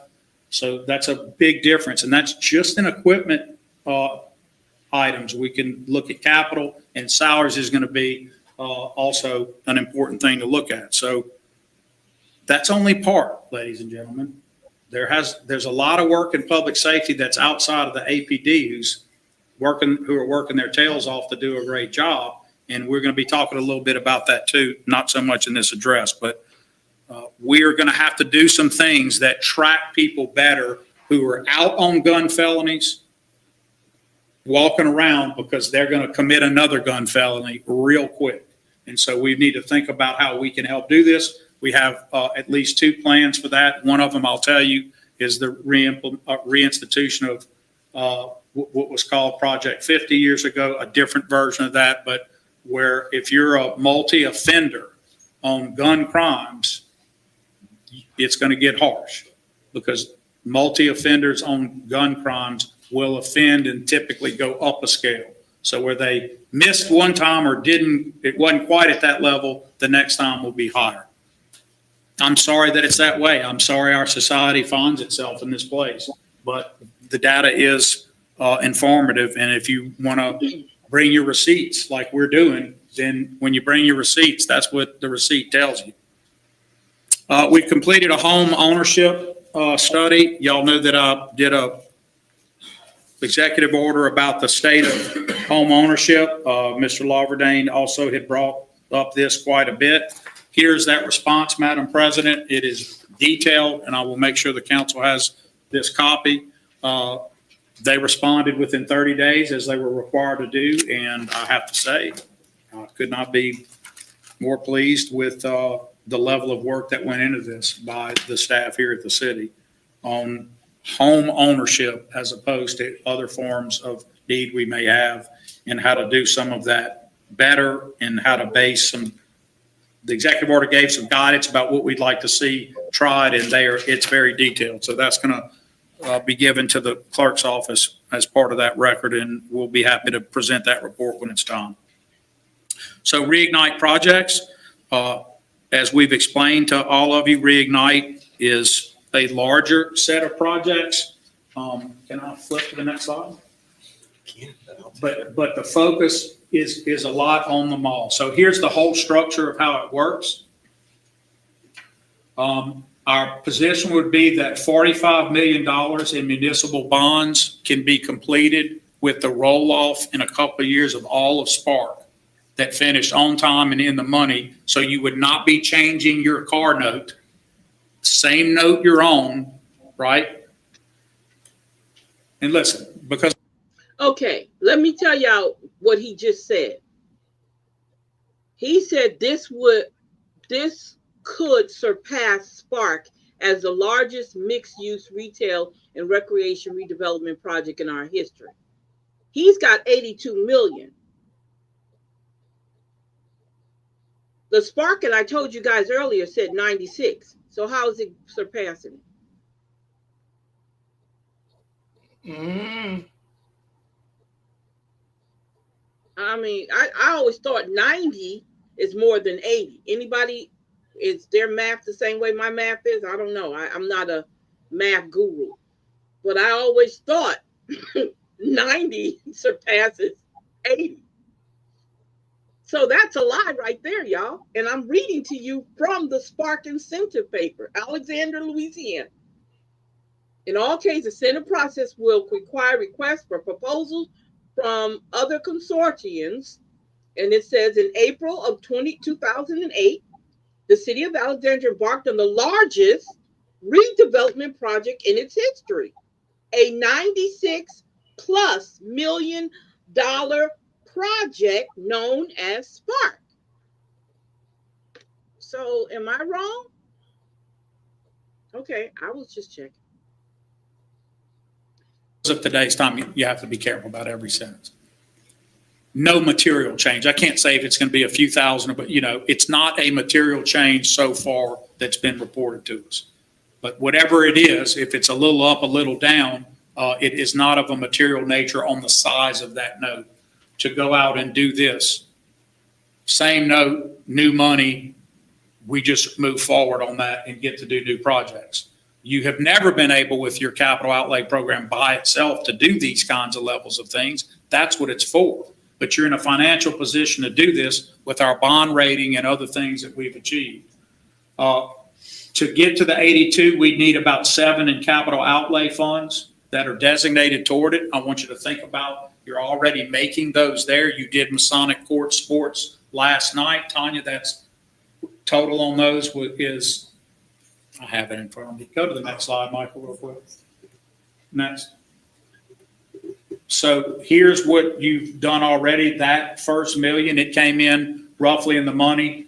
All of these other things are in various degrees of happening now. So let me be specific. We're going to spend a minute talking about the mall P3. There's a workforce housing that we bid into and didn't get. That would have been $1 million in what fund is that? That would have been in home funds, the million. $1 million in home funds. And that was where we had told the council that we thought it would be a great opportunity to have workforce housing in that lot behind Target that would be built at sort of a lake. Nice places, townhomes that we could talk to Cabrini and others about. So that's still there. We just, as y'all know, when you bid with LAC, you don't always get them. Somebody else gets more points because they have a program. So we're going to continue to think of that as going toward that lot. But it could go somewhere else, obviously, but that would be a great plan. Masonic is out. The annex building is happening now. The tennis court upgrade is not. So the new money, Bringhurst Park, this is a restoration of the facilities back up to the original level and then some, because it would be multi-use. I'm not sure how that changed to a different word than facilities, but check that out. It's not on my copy that way. 9.5 million. Now, did he say the tennis courts $0.50 million upgrades to existing courts? That's and that's $500,000. But did he say it was out? Is that what he said? Run it back. A lake, nice places, townhomes that we could talk to Cabrini and others about. So that's still there. We just, as y'all know, when you bid with LAC, you don't always get them. Somebody else gets more points because they have a program. So we're going to continue to think of that as going toward that lot. But it could go somewhere else, obviously, but that would be a great plan. Masonic is out. The annex building is happening now. The tennis court upgrade is not. So the new money, Bringhurst Park, this is a restoration of the facilities back up. Didn't he just said it's not? Why is this shit misspelled? What the fuck? What the I know, fuck is I saw that. Yeah, somebody had some. That's what you guys are paying for? Restoricon? Yeah. You know what? That is a Freudian slip. Yeah. It's a con move. So he said Masonic is out, so they're not gonna spend $1 million on that, right? And then the tennis courts he said is out too. The tennis court is out, so that's $1.5 million out.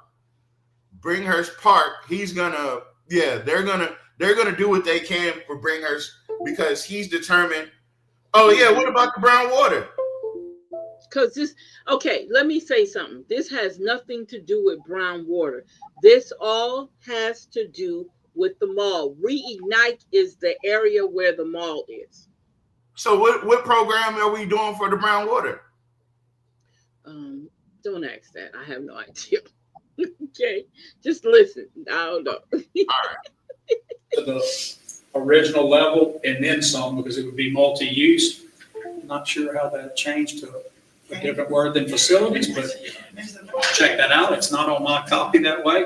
9.5 million. I'll tell you what I did, guys. I took of the 3 options we did all those years ago when we did the RFPs.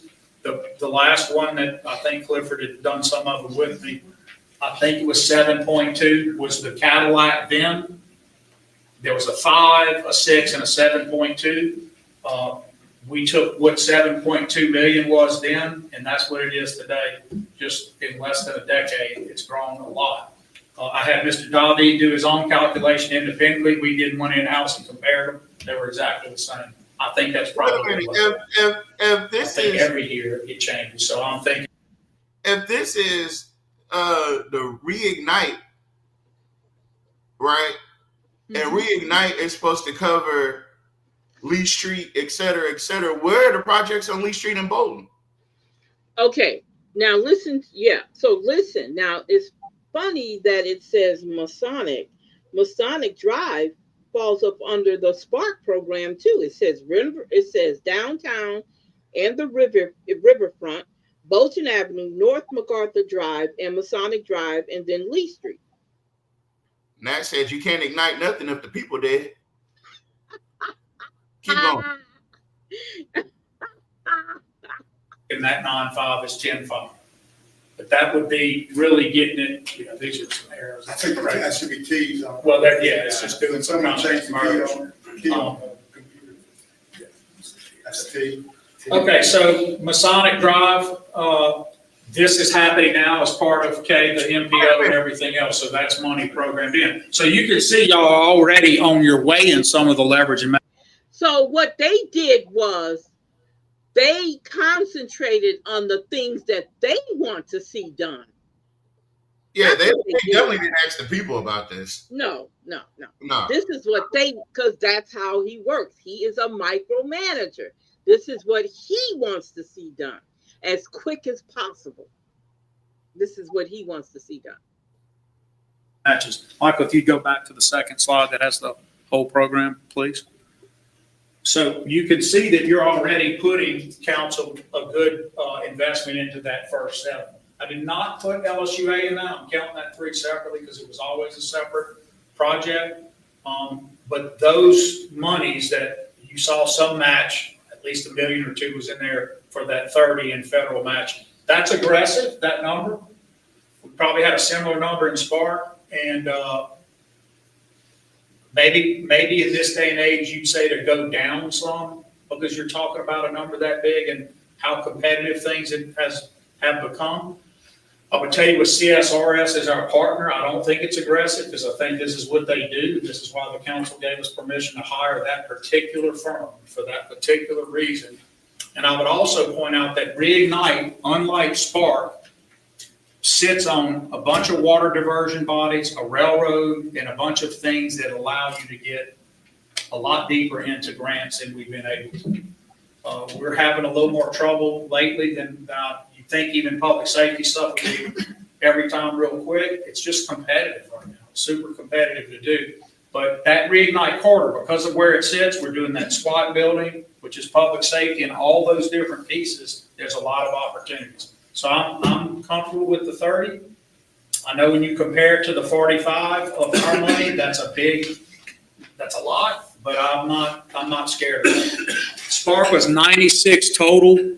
We probably achieved, it was much more scaled up. That will be much more scaled up when you get into all of the other components that go in it. But if you just look at the 96 for 82, I think this is a tighter prediction, and I think Reignite will be bigger as it happens. I do. I think it will be a bigger program. So no new taxes, no net effect on your tax burden because of what I said earlier. You'd be paying materially the same note. David, we think that so far. We're not positive, but we've had 3 different reviews, and so far they all come in. So does our internal. So keep your fingers crossed. I hope that stays. It impacts sales and property tax revenue in the sense that it impacts them positively because as this grows, those will grow. So then it feeds itself. Next slide. To make sure everyone understands, Reignite is more the equivalent of the whole thing. So there's some projects outside of the Masonic corridor, but don't be fooled. The big majority, over half of that would be in that corridor. And in that corridor, we mean to make that corridor all of those different things as we. Okay, can I say something? Okay, again, I want to say this, and I said it earlier. This is like an abusive relationship. I'm going to build you a mansion. You just got to let me keep beating on you. I'm going to show you that I'm going to build you this great area. People are going to flood in. People are going to bring money into the city. All of these things. People are going to love your new house. You're going to be able to invite over all our family members, right? But when them lights go out at nighttime, when the house is all He's beating your ass. Your ass. And especially if you act up in front of the company, you offer that some water. You gave them some water out of our drink cups? Yeah. Yeah. And I'm sorry I'm saying this, y'all. We don't want to sound negative all the time. I'm not saying that. I just think in my head that I've been to many different cities, and this is not how things are done. Okay. Mr. Battles wants to know when's the next marathon. It's next year, next November. So he's campaigning. Oh, yeah. Hold on. I have to say this part. Go ahead. So as long as you guys understand what you're watching, right? Yeah. He's starting this massive project going into a campaign season. So he's going to get our hands tied, or his hope is to get our hands tied, so it will force people to vote for him so he can continue. Now, this could have came up anytime over the last 4 years. It could have came up anytime. It could have came up right after the Restore scam. It could have came up it could have came up anytime over the last 4 years. But now we're going into an election season and we're in the countdown. We are 12 months away from election time. Officially. I told y'all this 6 months ago. 18 months out is when you typically want to start campaigning, especially if you're an incumbent. But we're officially 12 months out as of right now. Because this time next year, oh yeah, it's just gonna be hot and heavy. It's gonna be. He doesn't know who's running against him. So he's throwing all the spaghetti against the wall. All of it. And hoping that it sticks. But this meal ain't done. Yeah. This math ain't mathing. But continue. I apologize.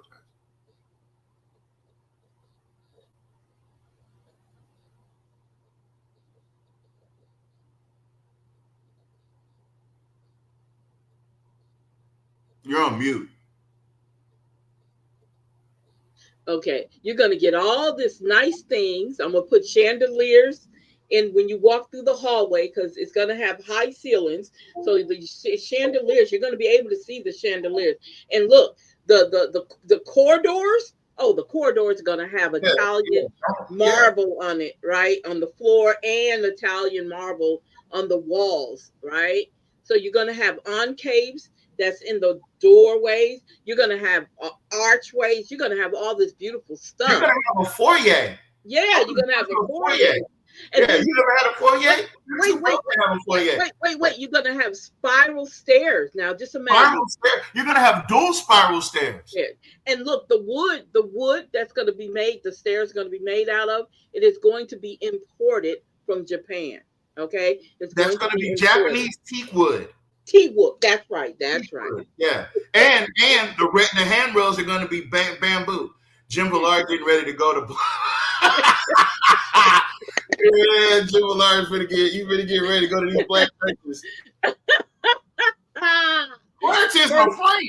Clarence Reverend Reid is my friend. Reverend Turner is my friend. That's his first stop, Christian Love. Christian Love is his first stop. And Doc is gonna be there with him too. Yep. He might even show up. Okay.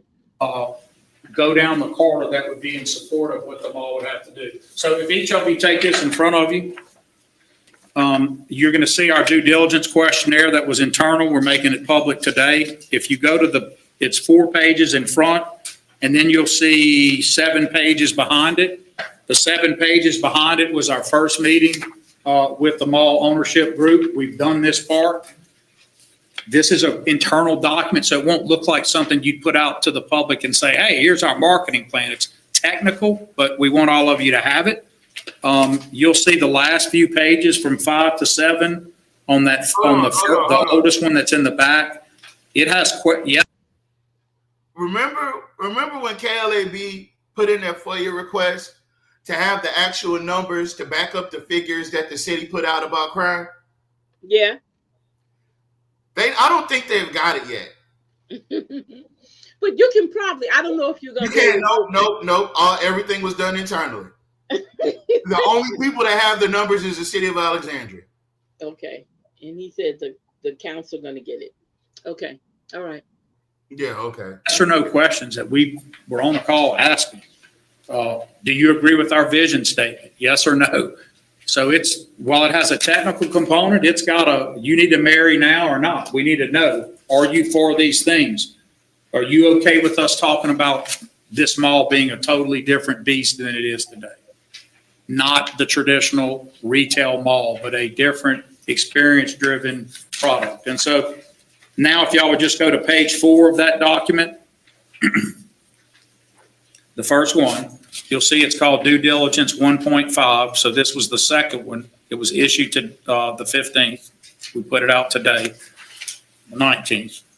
You'll see what we're talking about. The mall involving enhanced dining, social hubs, open air concepts, improved connectivity, tech enhanced stores, pop-up shops, omni-channel shopping, which y'all have heard me talk about, interactive entertainment, the children's museum anchor, and on and on. If you go now to page 1, and I'll just read this into the record for the purposes of the media.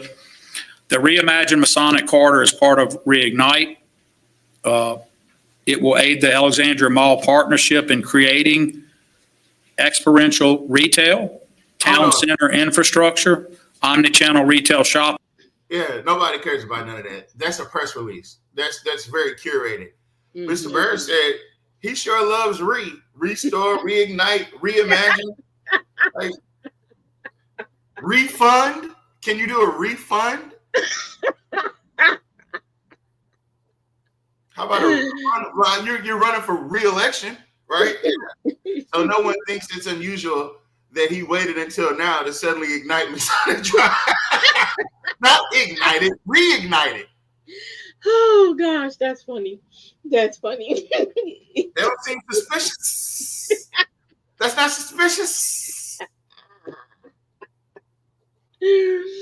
Oh my God, this is funny, y'all. Reconnect? Oh yeah, he did do the reconnect. Yeah, reconnect. Yeah. Okay. He is the re man. Let's go past the what's the name? I don't want to hear that. Hold up. Their first moves on the mall stone. So you don't do all the private side first because you could be in trouble, right? You make sure that we structure it so they're enticed along the way. So that if you take the continuum at the end of it, will be their money coming in all the way at the end, but our money won't go into things that wouldn't be something you would do anyway. What do I mean? The biggest project to start is the anchor project, the Children's Museum and Learning Center that we've been talking about. This is a huge opportunity to build something that is the best in the state. Okay, so this is my question, y'all, and maybe we missed the initiative on this children's museum. Who did he ask? Well, here's my thing, right? So for certain children, you build prisons. For other children, you build museums. It's gonna be the best in the state. Yeah. I just was curious about who came up with that. So we're not trying to be second on this one. We want the best. We have talked to our private business community and others. They are really behind us. River Gang. Did you hear what he just said? You got to run it back a little bit. But listen. Okay, They have been talking about the Children's Museum for 15 years now. Okay, hold up. And then the biggest project to hold on. Go ahead. All this stuff is all in part of his re-election. Restore, reimagine, reignite, retcon. What did he say? Restore con. That's what the sign said. Restore con. Boy, that wasn't. And the thing is, you can't typo that because Windows has fucking excuse my language. It has spell check on it, right? So, and then the K and the T aren't even next to each other on the keyboard. They sure not. Look, another thing, y'all got to remember, this doesn't have re in it, but we have spark. Well, he had to reignite the spark. Private community leaders is the one that's behind this children's museum. You heard what he said. Did you hear what he said? He said the private business people Again, he's about the business. He's not about y'all. Y'all better get it. He said it. He said, and others. And others. Think That's about the that. redistricting. There you go. No, it's called gerrymandering because that's what they did. Hold up. Start is the anchor project, the Children's Museum and Learning Center that we've been talking about. This is a huge opportunity to build something that is the best in the state. So we're not trying to be second on this one. We want the best. We have talked to our private business community and others. They are really behind this. Red River Bank, Royal Martin, all of those captains. There you go. There you go. There you go, y'all. There you go. What I say? Red River Bank is the city's bank. Royal Martin is his biggest funders. Yep. Oh yeah, this next election cycle, yeah, this shit's gonna be because they're gonna spend the money to get him in there. Yeah. But it's gonna be up to the people. It's not gonna be up to how much money they spend. It's gonna be up to the people. He said it, y'all. Royal Martin dumps a lot of money into Alexandria. A lot of money. Yes, tomorrow, Miss Battles. People are gonna rush to Alexandria for a children's museum. Just like they're gonna rush to Alexandria to go to goddamn T-ball, whatever the fuck you got going over Dixie League. Like the zoo. like the zoo. Like the zoo. And that $350,000 parking lot that they bought that stays empty. If you go by there right now, well, tomorrow during the daytime, go by there and see how many cars are parked over in that empty $350,000 parking lot. Now he need to re-zoo. That's what he need to do. Yep, that's what he need to do. Yeah, rebuild that damn zoo, that old ass zoo. No, we don't need to do it. They need to do it. Yeah, exactly. And look, it's amazing that you're talking about Masonic Drive, and the zoo sits on Masonic Drive. So how are you missing out on that? We're not talking about that. We're talking about Reignite. Okay. Okay. All right. Oh, sorry. Industry who are doing a lot more foundational work these days and investing are behind it. This would work in conjunction with our zoo and that corridor, and it would be the destination of. Oh my God! Did he do something? Y'all, that's a hell of a screenshot. Everybody take a screenshot. Everybody take a screenshot real quick. We're gonna need that for another show. Wait a minute, did he just say the zoo? And we were just talking about the zoo. You guys, I have not seen this. Tavares, the one, told me that it was on. I hadn't seen it. This is the first time I've seen it. And we actually just started talking about the zoo. He said, didn't the zoo just get a Jaguar? Yeah, I don't know how much that cost the taxpayers. That must have been an old ass Jaguar last day. It might have been one of them Jaguars they cut out in the wild. It's a baby. It was a baby. Oh yeah, that's definitely one of the ones they caught out in the wild. One or two that would draw people there. Then the mall, if you imagine, is no longer a retail center in the traditional way. Obviously, it will have that, but everything.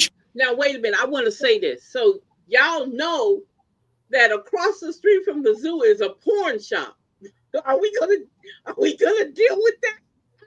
No. I've heard some stories about that place, and people are saying that they got a get down room in the back. So I'm pretty sure. Okay, so listen. You have a porn shop and a daiquiri shop directly across from your children's zoo. Well, yeah, as soon as you get down fucking with them kids, you need to get a drink. Yeah, you need a drink. So how are you fixing up Masonic Drive and you're not closing them things down? Because we don't make it make sense. You gotta look, if you're gonna get it on, you're gonna have to be in the zone. So we're gonna need you. Yeah, you're gonna get a daiquiri shop. Then we're gonna put the daiquiri shop next to a porn store, because those two things go together. Reimagine.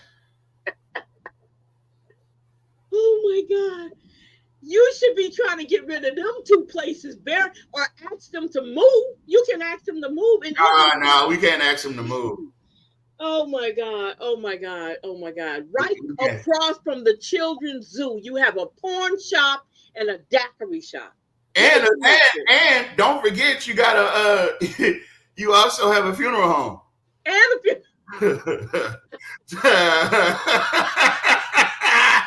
The funeral home is next to the porn shop.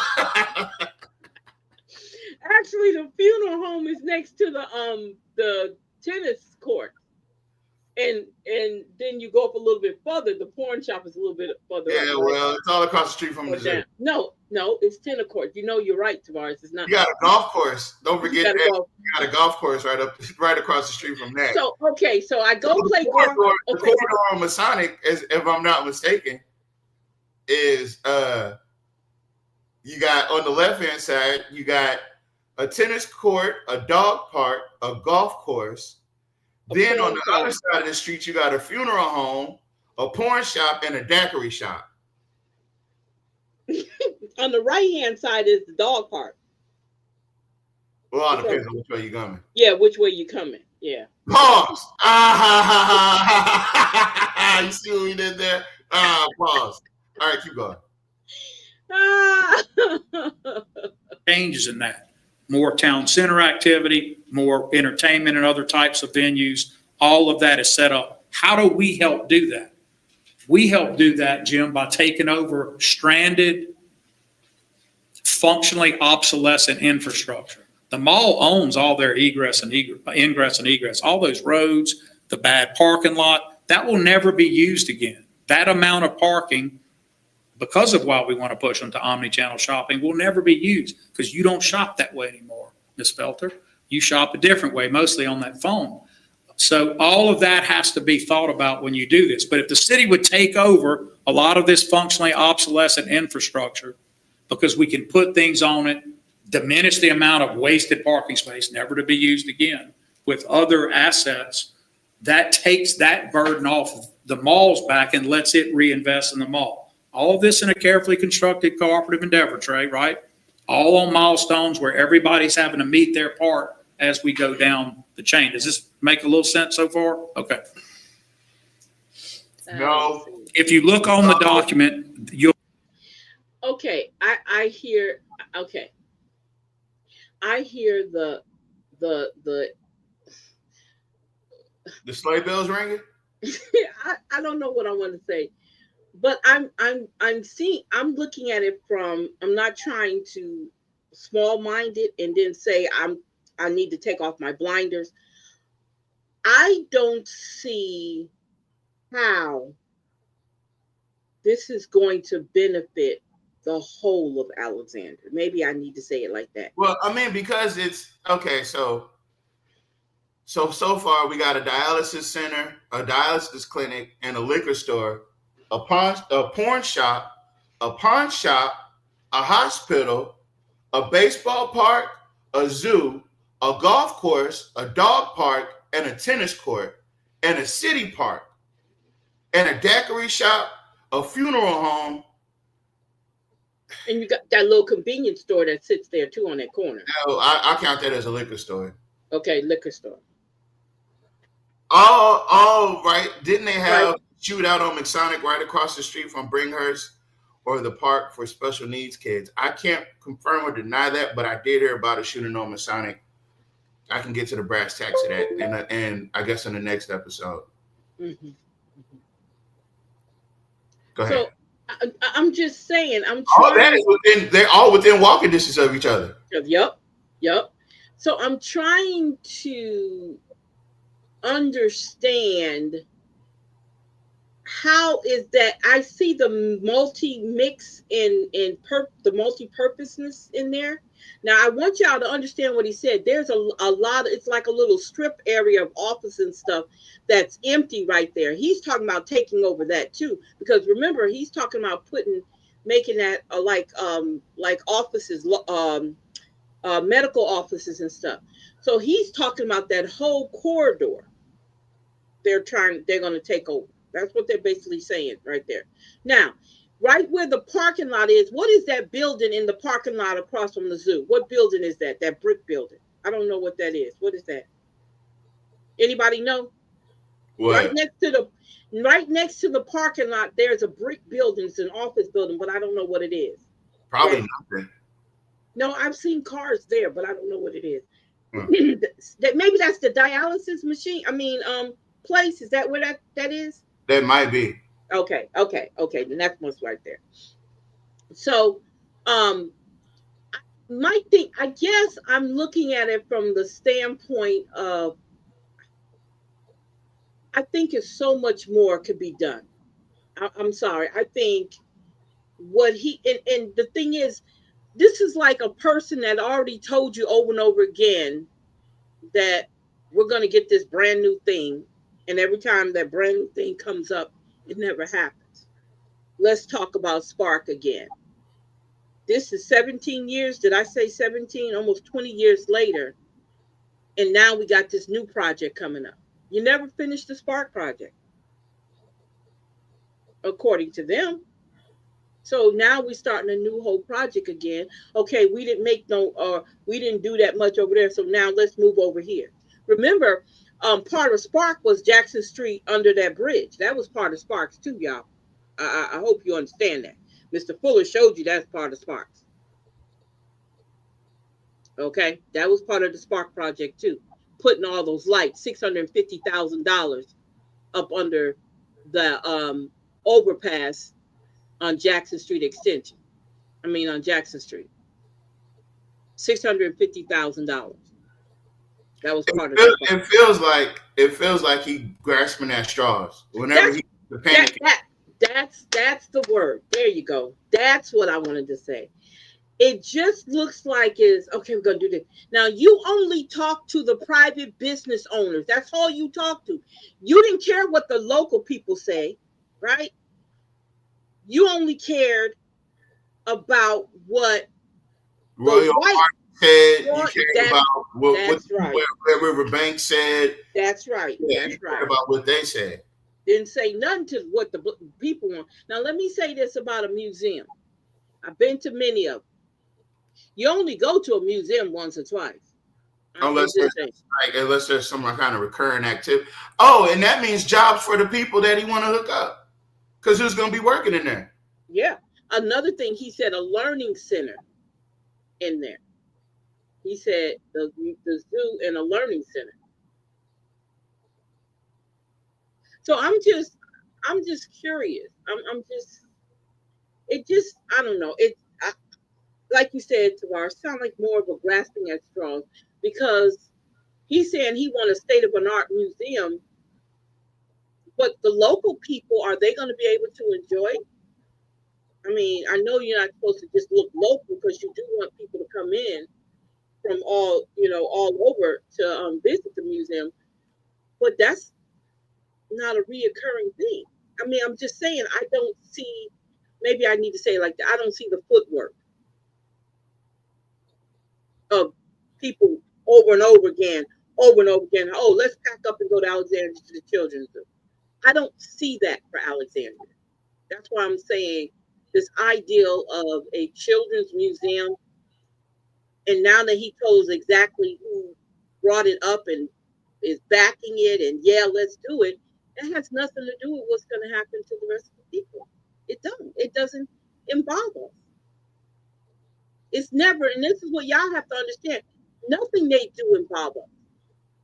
I don't know how else to say that. But nothing else they do when it comes to Alexandria involve us. I'm just saying. They don't want y'all in the city park, right? Okay. Y'all don't golf. They watch you at the tennis courts, so they really don't want you there. Y'all don't use the dog park. All that stuff was not for y'all. That golf course wasn't for y'all. They filled in that swimming pool and put a course there. Because it's not about y'all. That's what y'all not getting. That's District 4. That is not about y'all. I don't know. I don't know what to say. It's about the minority population of Alexandria. It has nothing to do with the majority. And I'm not saying black folks ain't going to go to this museum. Don't get me wrong. No, I'm not saying that. But we don't do the zoo either. So I'm just saying that's not for us. It's not for us. So I mean, I don't know what to tell you. But y'all are not in mind with these plans has nothing to do with y'all as the majority of the population. I'm just saying. You'll see a lot of due diligence that we're required to do. If you go to page 2 under mall omnichannel, it tells you what we mean by that. It just means lots of different ways to do it. Omnichannel, multiple channels to shop and do these things. It in the word probably people are hearing a lot now, but you will. You're going to start hearing it all the time, not just here, but everywhere, because it's the way that new retail competes. We talked a little bit about it, but you have integrated online and offline shopping experiences for the mall customers. They can see real-time visibility of inventory at places on their app and know if I go there, it's there, or I can just order it, or I can go and program a whole day. What I'm going to eat, that I'm going to go play pickleball, that the kids are going to go to the batting cage, right? All of that. Did you hear what he said? Again, and I'm going to say it again. I want y'all to hear it. This is not for y'all.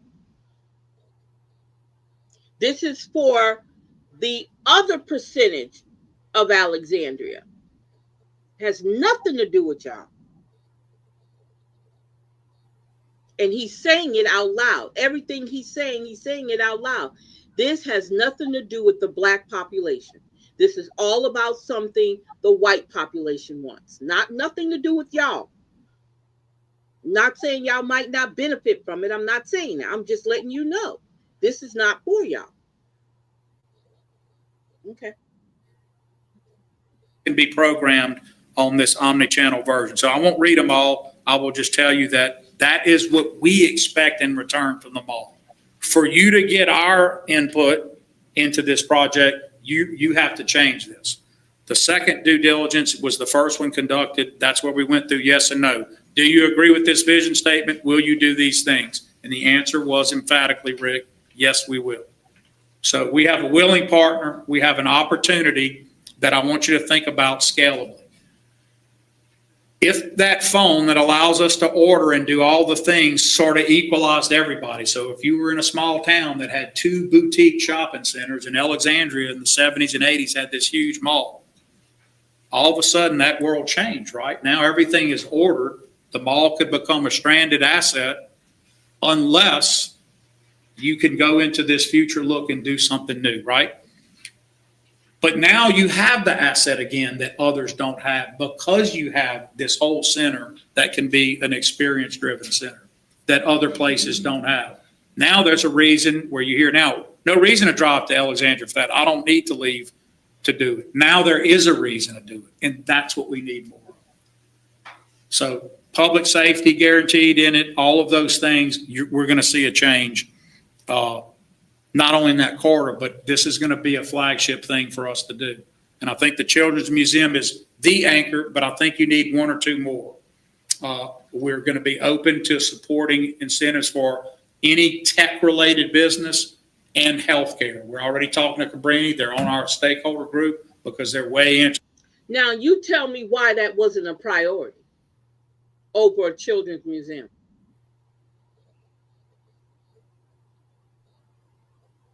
Why not make that a tech center instead of a children's museum? Because let me tell you something about a museum. You're only going to be able to hire so many people. Right? The learning center, you're going to use some of the same people most likely. It's not going to be where there's a massive amount of jobs coming out of a children's museum. Okay. All right? I'm just saying. So why not center on bringing tech here first? And then after you bring tech here, then once tech is working, then go around and bring the other things in. Why wasn't tech first? Why was a children's museum? Because there's something with that, y'all. There's something with that for him to come up with a children's museum. And did you ask everybody?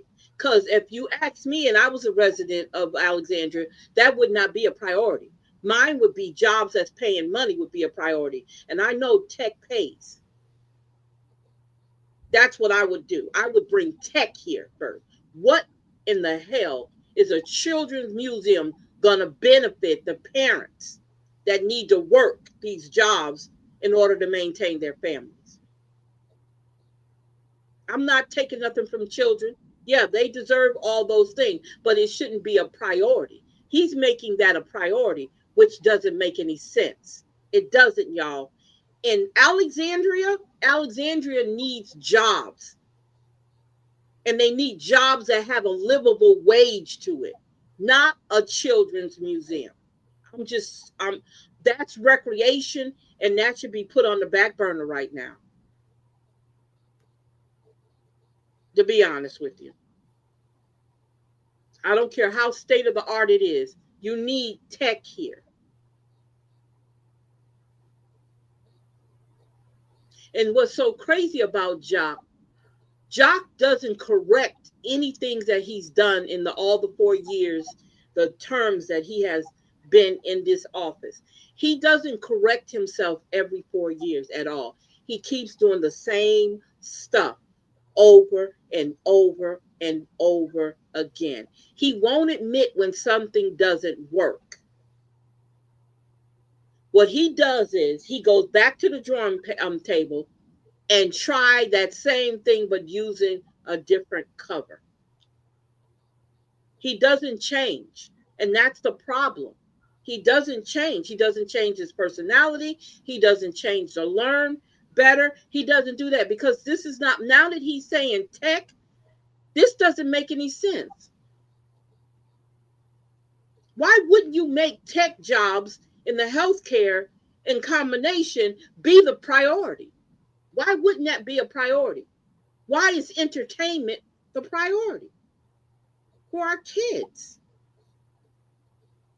So the kids won't go out of town and spend their money, because you can go to Baton Rouge to go to a museum. You can go everywhere else. And what happens is the schools take their kids on trips and they take them away from here. And the people spend their money away from here. Families get in the car and they go on vacations away from here. But a lot of them can't afford to do that because tech is secondary to a children's museum. Tech jobs are secondary. Livable wages are secondary to a museum. So it just needs to make sense. That's all I'm asking. Make it make sense. I might be wrong. I'm sorry. Interested in moving some assets there. We just got to get them all freed up to do it.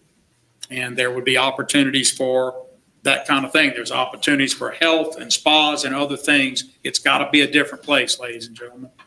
But it's a big opportunity. I know you'll get criticized. Why are they doing that? You'll get a lot of the theys. Why are they doing that?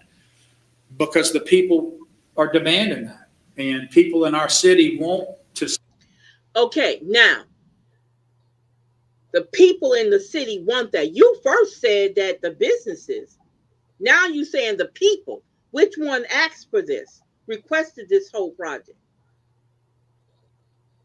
Well, my question is, why? What people did he talk to? That's what he already said it. He said the private businesses. I'm talking about the people. I'm talking about the people he's saying. I don't know if the people in the private institutions are the same, but if they're not, I don't know. See change, and they want to see this scale of shopping and opportunities. And we can't be driven by what someone says that lives somewhere else and doesn't. We have to do what we need to do for our city to make it a place that is attractive and has the quality of life for those value-added jobs that you want to get. If you're telling a company to come here, you have to have these things in place. That space, if you left it to become even more, if you left it to stay as it is, it won't stay as it is. So this is an opportunity for us to make an intervention with willing partners on an asset not every city has in the first place, which is a mall of that size, especially compared to this city. So that's where we are on reignite. Okay. There are malls larger than our mall. I promise you. I've seen them. I've been in them. There's one right up the road in Lafayette. There's one in Shreveport that's larger. And guess what? A lot of malls don't bring anything in. Matter of fact, the one in Shreveport that we used to go to in Burlington Coat Factory, the church bought it. So they have a whole church inside that mall in Shreveport. I'm just saying, stop making it sound like it's a do or die thing. Stop trying to sell it that way because it's not working with people who travel around the country and been in small towns like Alexandria. Alexandria is not unique at all. It's a lot of towns like Alexandria. So it's not a unique thing. So stop making it sound like that. Okay? I'm just saying. I think it's going to be an exciting project for all of you to. You have a lot of cities that are majority black, right? And the blacks are ignored. So try to make, okay. So tell me again what makes Alexandria unique when it comes to your populations. Ferguson was like that. Perfect example. Majority black. And white folks ran it, just like white folks run Alexandria. I'm trying to tell it, what's the difference? You're not unique. Alexandria's not unique, okay, sir? Get into, and hope that you'll at least go read this. I know it's technical, but as we do the easier stuff to look at, it's going to make a lot of sense to you guys. And I want you to know how much detail we're putting into it. We're not going to go spend money on something that we haven't determined the market is there for. If you go to the last page on this, the second to last page, guys, we have where we are on the task orders with CSRS. So you can see where we are on the task orders and what's next. The market analysis is task 2. It's about to start. So there will be pro forma analysis for all the things we're telling you. In other words, we're betting this is right, but because we have a bunch of data already, but we will have the data that supports it first. All right, so we're going to run out of time. Any questions about that vision and goals from the council? He's doing data for us. CSRS does, they do a lot now. What'd you say?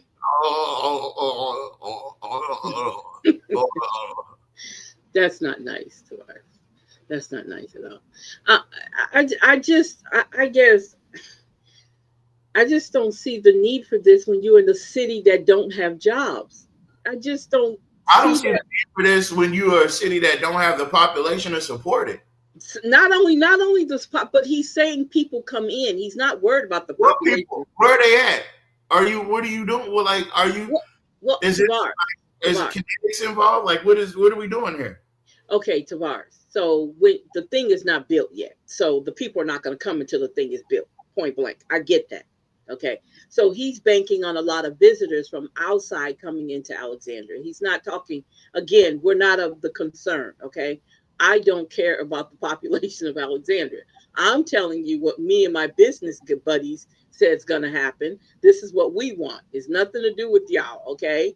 Again, it's a city ran by majority white people, but it is a majority black city. This, I guarantee you, a lot of people that look like us didn't say, oh, bring a children's museum here with no jobs, that's working at Burger King, that's cleaning houses, that's doing a lot of CNA jobs. They don't have any jobs that's really what they want to do. You have a lot of college students here that did not leave, got their degrees, and they're working at McDonald's and Burger King and places like that, and in some of the mall, whatever's left in the mall, and all these restaurants around here. That's what you got here. So I don't think we, as a whole, was saying, oh, okay, let's bring a children's museum here. I don't see that. I don't see that. Now, if you're talking tech, turn that museum, quote unquote, into a tech center, I can see people saying, yeah, we behind that. That's jobs. But no, tech is at the bottom or is in the middle. It's not priority. A children's museum is priority. Because again, we're about you serving everybody else. We need y'all to serve everybody else. That's why restaurants such a big thing here, because those non-livable wage jobs are more important, okay, than it is for jobs that are actually paying money. The rent is high, the utilities is high, but we are focusing on, and the water is brown, but we need a children's museum. I don't know what the problem is, y'all. We need a children's museum with a learning center. That's going to be the anchor. That's going to be the anchor.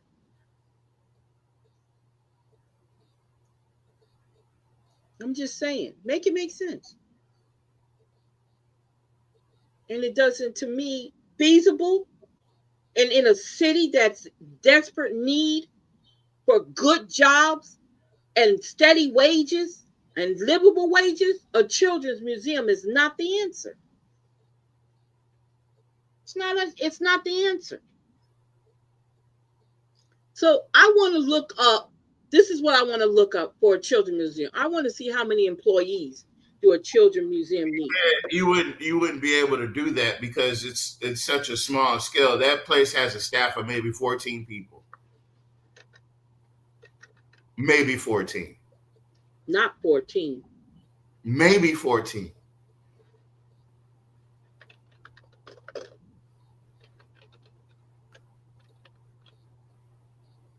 Hold up.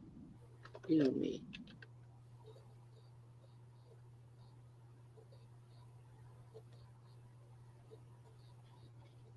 42, 34 to 42. A Louisiana Children's Museum has an estimate of 34 to 42 employees, with some sources listed the company size as 11 to 50 employees. That's what I just said. It's not a lot of people. No, no, that's not. So on average, what does an employee make? That's the question. On average, what is the so how much do they make? How much? No, no. See that you can't because the They museum. have different jobs. Yeah, it's classified jobs. Yeah, I got you. On average, listen to this. The one in New Orleans, they have 25 to 50 employees. The estimate salaries, including $15 per hour for a facilitator, 16 for a camp counselor. They have a camp. And then 22 for a receptionist, administrative assistant. And they're not talking about the directors who are making 65 and 70 and 80, 90,000 a year. Okay, here it goes. It says it right here. It says a facilitator makes 15, a camp counselor makes 16, a receptionist makes 22, an executive assistant makes 62,000 per year, a customer service manager makes 37,000, wellness director makes 62,000, a gallery assistant approximately $10 to $20 an hour, manager is range from 42K to 71K, and then the educator makes 36 to 55K. And that's the New Orleans Children's Museum. It's called the Louisiana Children's Museum in New Orleans.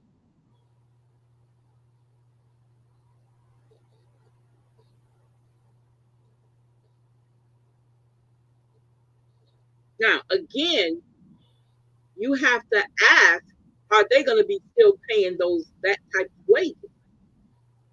The lowest is the 37,000, and that's the customer service manager. 30 less than $40,000 a year. And y'all, I'm not knocking how much it is, but a living wage is not $15 an hour, y'all. It's not It's beyond that. $10. No, and it's not $10 an hour. No, it's not a living wage. It's not a living wage. So that's just something we got to look at. I mean, it's all good, sounds good and sweet and cherry, but look at it from a long haul, you know? They don't even pay, let me see, they don't pay the IT department a living wage. Yeah. They need to shut it down and waste the time, money to the city in our tax dollars. Uh-huh. Remember, the mayor said that everything they do doesn't mean they're gonna make money from it. He did say that. You right, Nat. This ain't nothing but something to get him back in office, and then he gonna stop it to get it. Yup, you right, Nat. You right. Because it's just so weird that you started on this at this late in the game. It's like he just picked something out the air. Let's do it. Let's do it. Yeah. You got 1,000 people out of work, and the jobs that they're offering is not a livable wage. But you're going to bring a children's museum here that probably on average maybe employ about 20 people on average. That's not guaranteed no jobs for any of us. Keep that in mind, y'all. That don't mean that any of us is going to be working there, because we're not. It's not, it has nothing to do with us. I told you, all this don't have nothing to do with us. Even though you're the majority, it has nothing to do with you.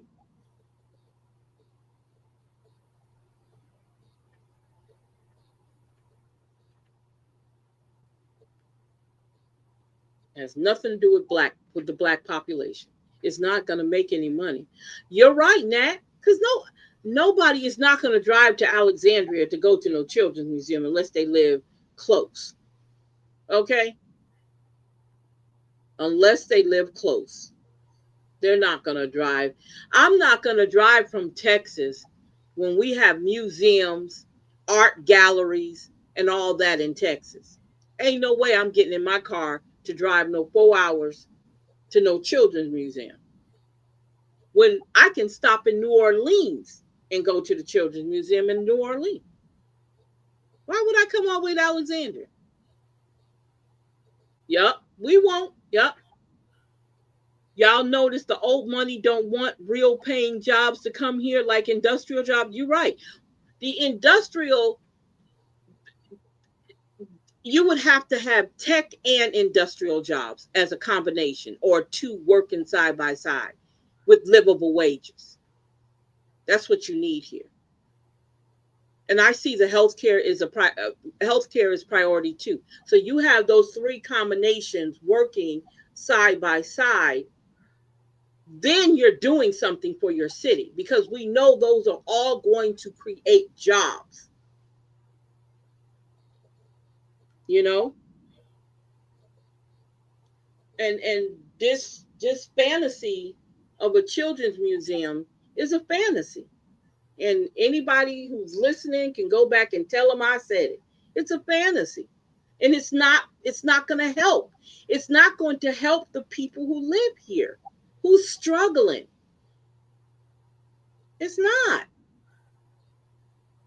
And as long as you don't put the people priority, I mean, come on, think about it. This is not an entertainment center. It's not. Okay? Let me just say that. There's nothing entertaining about Alexandria. Nothing. Okay? So when you say it's the only one they have here, or it's such a great place, let me share with you real quick the museum in New Orleans. Let me see this. Let me see if I can pull this up. Let me see if I can go to the website. Let's see. Oh, here's the website. Okay. Here is the museum in New Orleans.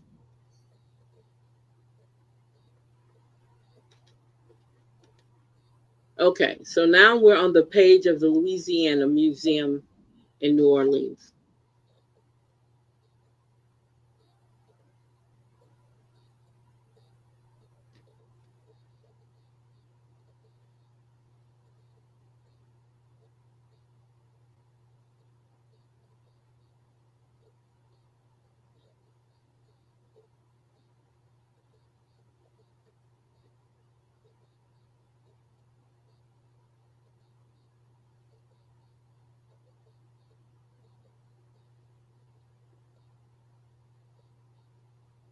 I'm sorry, I was looking in here.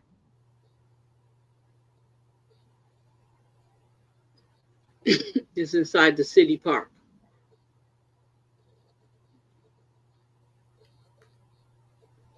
Adults and children for a 12-month membership is $18. For seniors and active military is $15. They're showing their visitor traffic. It's closed on Mondays.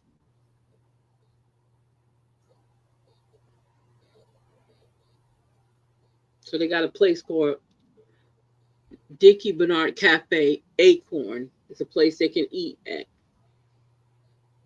Okay. That's the visit of it. Let's see what their calendar looks like. Weekly programming.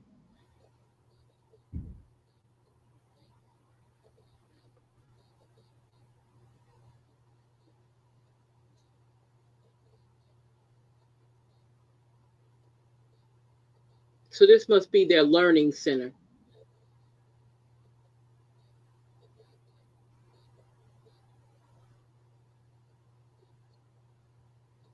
Again, if I'm coming from, why would I leave Texas to come to Alexandria? When if I want to come to Louisiana, I'm going to New Orleans.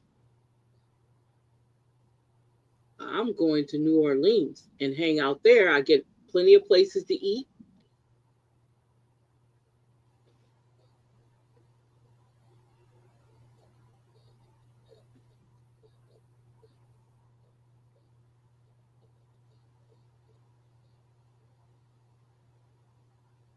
I don't know if y'all see this ongoing theme, but let me not say nothing because I'm always looking at stuff like that. What do y'all see that I'm seeing? Are you looking at it, Tavares? I mean, I think that, I don't know.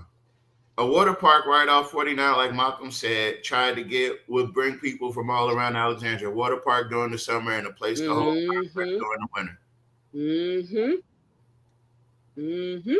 Didn't he try to do a technology park? Yep. Where's that? Oh, that was in the black area. He ain't gonna do that. That was in the Colfax, Leesville. Yeah, they would all come around. Yeah. Yep. A water park. Do you see a recurring theme I'm watching on this one? You can have parties there. Look at this.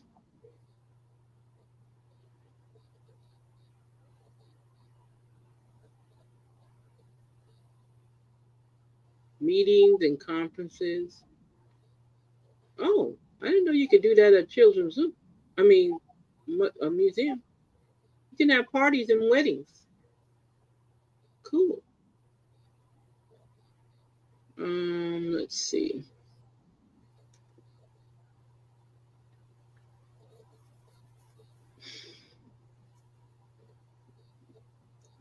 That's it. Oh, the police chief is going to speak next. So I don't know if you. Okay, hold up. Let me finish this. They have a first and second floor. Outdoor experiences. This is what theirs look like. Okay. I'm just curious. Let me come out of here.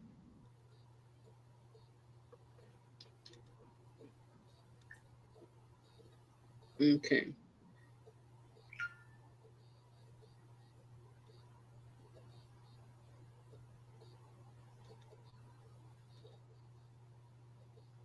Okay, internally. And I would just say, because of the world of data that we keep talking about, there's so much more data out there. You all use AI, you know that. I mean, you can, not that it's always correct. Internal, there are a couple of things that I'd already informed the council about, that Leota group, Victor Leota, who's from here, doing some of the assessments down to a street intersection. Is that good for development or not? Here's why. Here's how close it is to this infrastructure. Here's a problem you have. So this is going to be heavily driven by GIS. chiefs and everybody else. That's why it's so important to have all that in place. The higher your level of GI. Look, now's the time to start saying, no, don't like it. I mean, I know there's more to see first, but I will tell you that I go around and talk, and other than, I guess, sort of just not in my backyard about anything or no idea is good. I not only don't get pushback, I totally get the Children's Museum, go support, go off. So who you talking to? Who you talking to? That's my question. Who you talking to? All in. So I'm not hearing a lot of negative. Chief, I think you had something to close out on, and then we got to turn the room over. Yeah, I want to add my public safety report for later. Mine is more just about how it feeds into Reignite, but the chief had some things he asked me for time on, and I'm just going to turn it over to him. Thank you, Mayor. I want to address a couple things that some press releases, and I'd like to clarify some of those. Last week, we had a shooting at Monroe and MacArthur in which no individual was struck, no property was damaged or anything like that. Our detective immediately got to work on that. And the next morning, whenever I met with them, they quickly were able to get an identity of the suspect. We have said several times that we would release media when appropriate. That comes from my office, from my PIO. And in no time do I ever get permission or approval from the mayor or his office to release any media.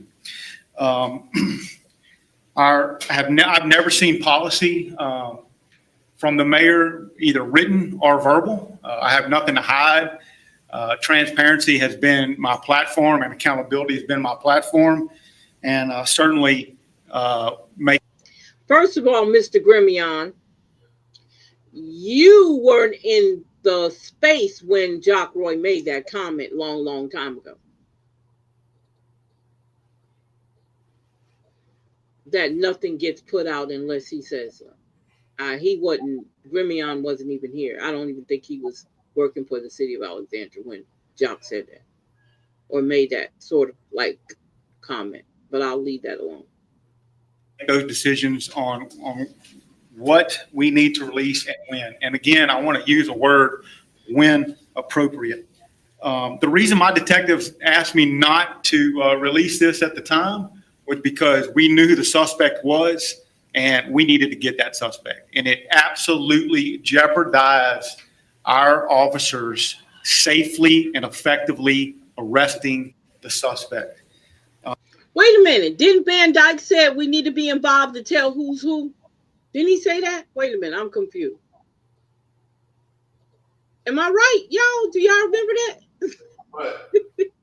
What? When Van Dyke said we need to be telling them who's who. Right. Okay. It's a mixed message. Okay, gotcha.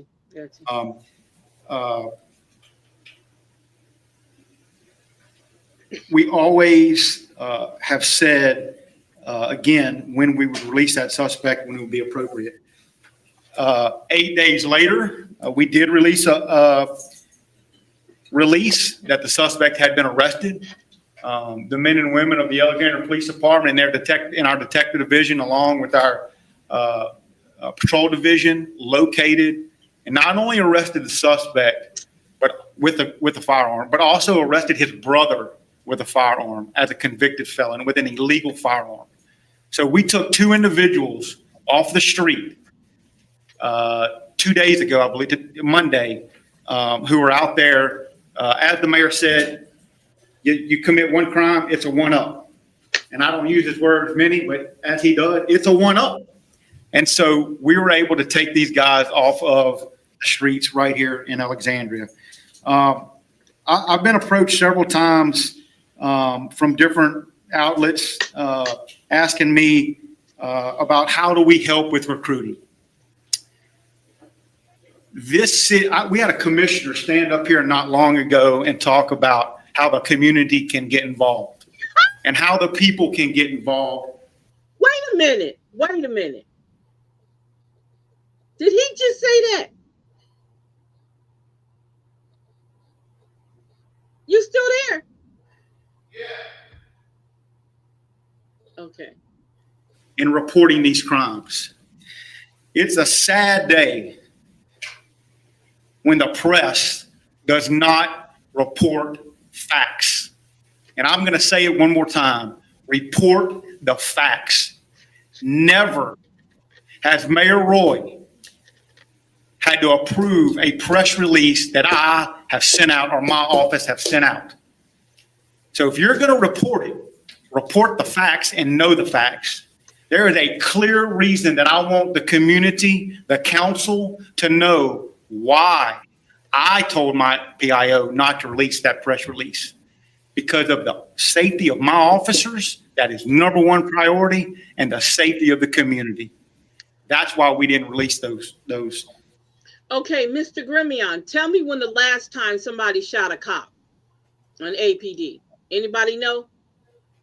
I just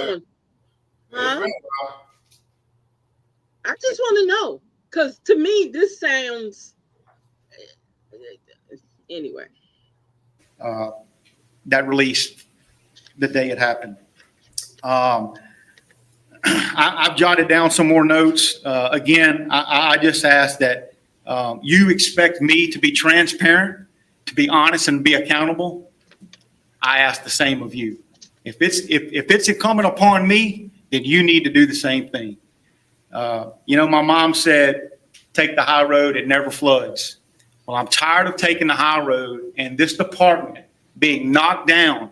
The negativity, the mayor just talked about $82 million being invested in Reignite. He talked about Chief Allen and I, our salaries are funded through tax dollars.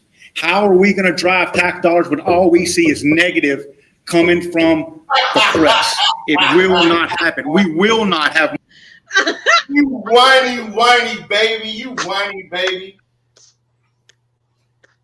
That tells me that they have an ego problem. They have an arrogance, narcissist problem. That's what that tells me. And we know who that's directed at, okay? We know who that's directed at. They don't like what's being said about it because people are not coming here. That's what the problem is. People are not coming here because it's a crime-ridden city, according to what y'all were saying that, okay? So don't get upset because y'all are the ones who's trying to make and lie and say that it's so safe here. Why are you getting upset? Come on now. You can't have your cake and eat it too. If you don't believe creating SOPs can take seconds instead of hours, you haven't tried Scribe. Check out the thousands of 5-star reviews that show how Scribe users are saving. Welcome to the Daily Show. My name is Jon Stewart. We have a tremendous show for you tonight. Later on, we're going to be joined by CNN international anchor Christiane Amanpour. Did you do that? But first,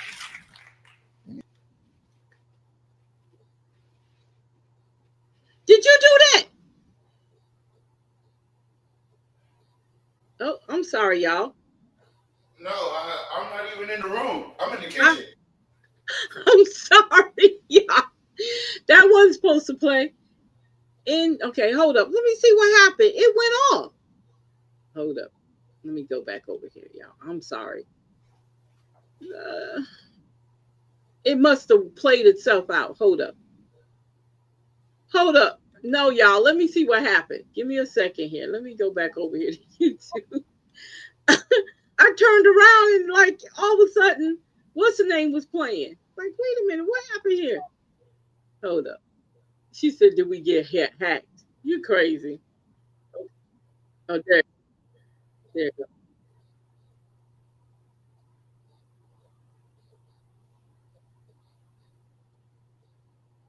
Our salaries are funded through tax dollars. How are we going to drive tax dollars when all we see is negative coming from the press? It will not happen. We will not have more people in this community. We will lose more jobs here. I am as invested as anyone in public development, in economic development, because our salaries and the people that work with me and other stakeholders in public safety rely on that. I talk to realtors all the time. I am as invested as they are about getting businesses here. Public safety is important. It's the number one thing. And if we can't get it right and we can't report the right facts, then maybe we shouldn't report nothing or anything at all. So with that, Mayor, I appreciate the reignite. I appreciate your commitment to public safety. Force multiplier, we've talked about, we're committed to doing. And I, again, just ask that those out there to be held to the same standard as we are with accountability. And I'll yield to you, sir. In the cynical world we have, I guess it'll go without saying, I didn't know what the chief was going to say. People won't believe that. Obviously, the idea is to put everything on me that there's something happening with APD. I have never experienced that, the idea that the mayor runs the department. It's half the time people chase you to do more leadership and do things. I spend a lot of time over there, I will admit, with detectives and others. I spend time with Carla. I spend time with the deputy chiefs. These are people. Okay, I'm done. Anything he says from here on out is not really relevant. Do y'all want to hear the rest of it? Y'all tell me in the chat if y'all want to hear the rest of it. You know what that sounds like, right? What? That sounds like Trump and the Epstein files. Yeah. Just I don't know where y'all get that from. I don't know why they're so worried about the Epstein files. They should be focused on all the big wins we've got. That's exactly what it sounds like. Why aren't they talking about the big wins? We've been winning big. America's great again. You know, our on top. You know what I mean? Why they worried about crime? Why they misreporting the crime? Man, you act like you got some authority over people reporting the news. You don't. Yeah. People get to pick which news they listen to. Exactly. You're not the final authority on what people can watch. And you're not the final authority on what people can report. Neither are you, Doc. Yeah. None of you are. So I'm trying to figure out this. If somebody want to lie on the news, so damn what? What are you going to do, sue them? They sit up there and lie every goddamn city council meeting. Yeah. What the hell are you getting upset about? Oh, he mad. What Clyde say? He big mad. Yeah, you. But see, the thing is, that's that. Did he slam his fist on the desk? Yeah. That's that old white man anger. I don't want no goddamn niggas around me. Shit, I'm trying to keep them in check. You guys are acting like we're not doing our goddamn job. We lock these niggas up. We do. It's safe around this mud. You ain't never seen. The crime is low. It's low. It's low, goddammit.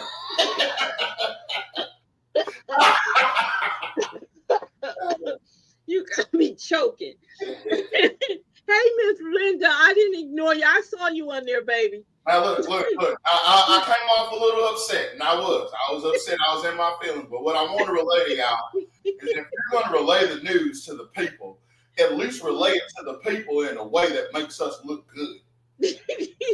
We're not, because we got enough battles we're fighting out here. We got Mexicans, we got niggers, we got these people that do these things in these parts of the rural area that we do, but we don't want to talk about. You know what I mean? Talk about one of them before you talk about this city and the goddamn children's zoo. It's a museum. He's trying to build in this motherfucker. You guys are bringing us down.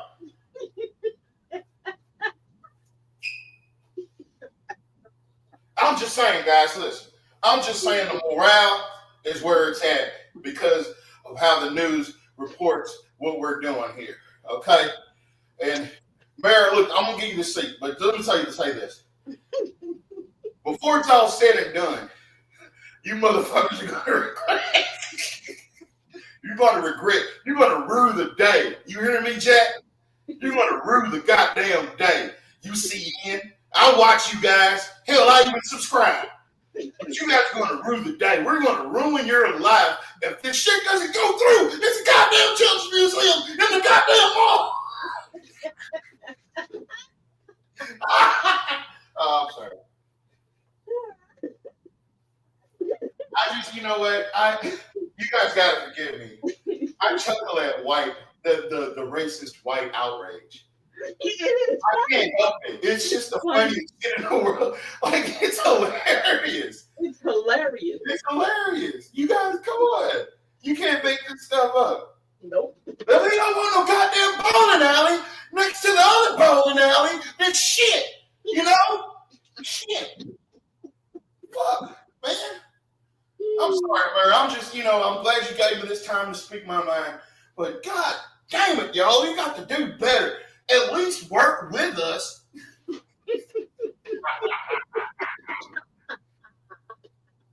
Shit. Oh my God. Oh my God. Oh, you me drop my phone. I'm so fucking goddamn tired of it, man. I'm sick of it. My officers' lives are being threatened. Our officers are in so much danger, we had to go create a fake job for fake officers. They don't even got guns. Oh, Jesus. Stop. Like a bad Chappelle Show skit. That's what this is.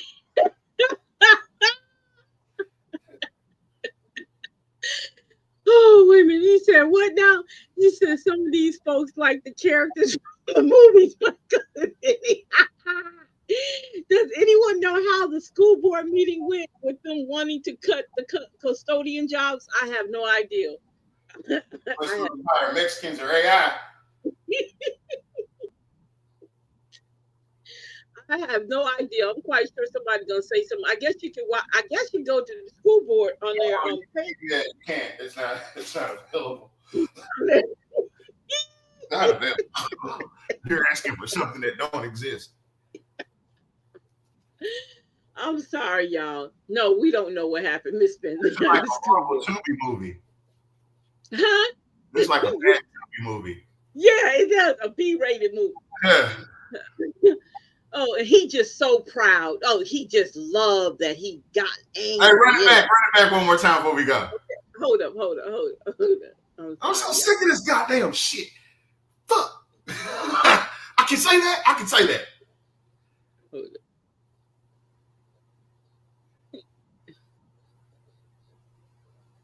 He talking for a minute. He's sitting up there with his little pen pointing at the crowd. He's on one. He was certainly make those decisions on what we need to release and when. And again, I want to use a word, when appropriate. The reason my detectives asked me not to release this at the time was because we knew who the suspect was and we needed to get that suspect. And it absolutely jeopardized our officers safely and effectively arresting the suspect.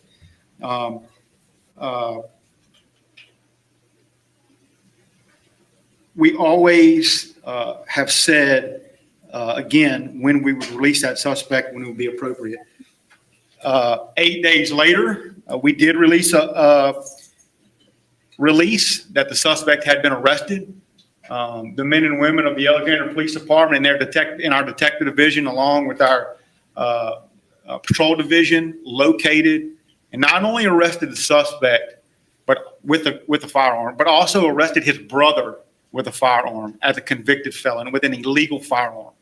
So we took two individuals off the street 2 days ago, I believe, Monday, who were out there. As the mayor said, you commit one crime, it's a one-up. And I don't use his word many, but as he does, it's a one-up. And so we were able to take these guys off of the streets right here in Alexandria.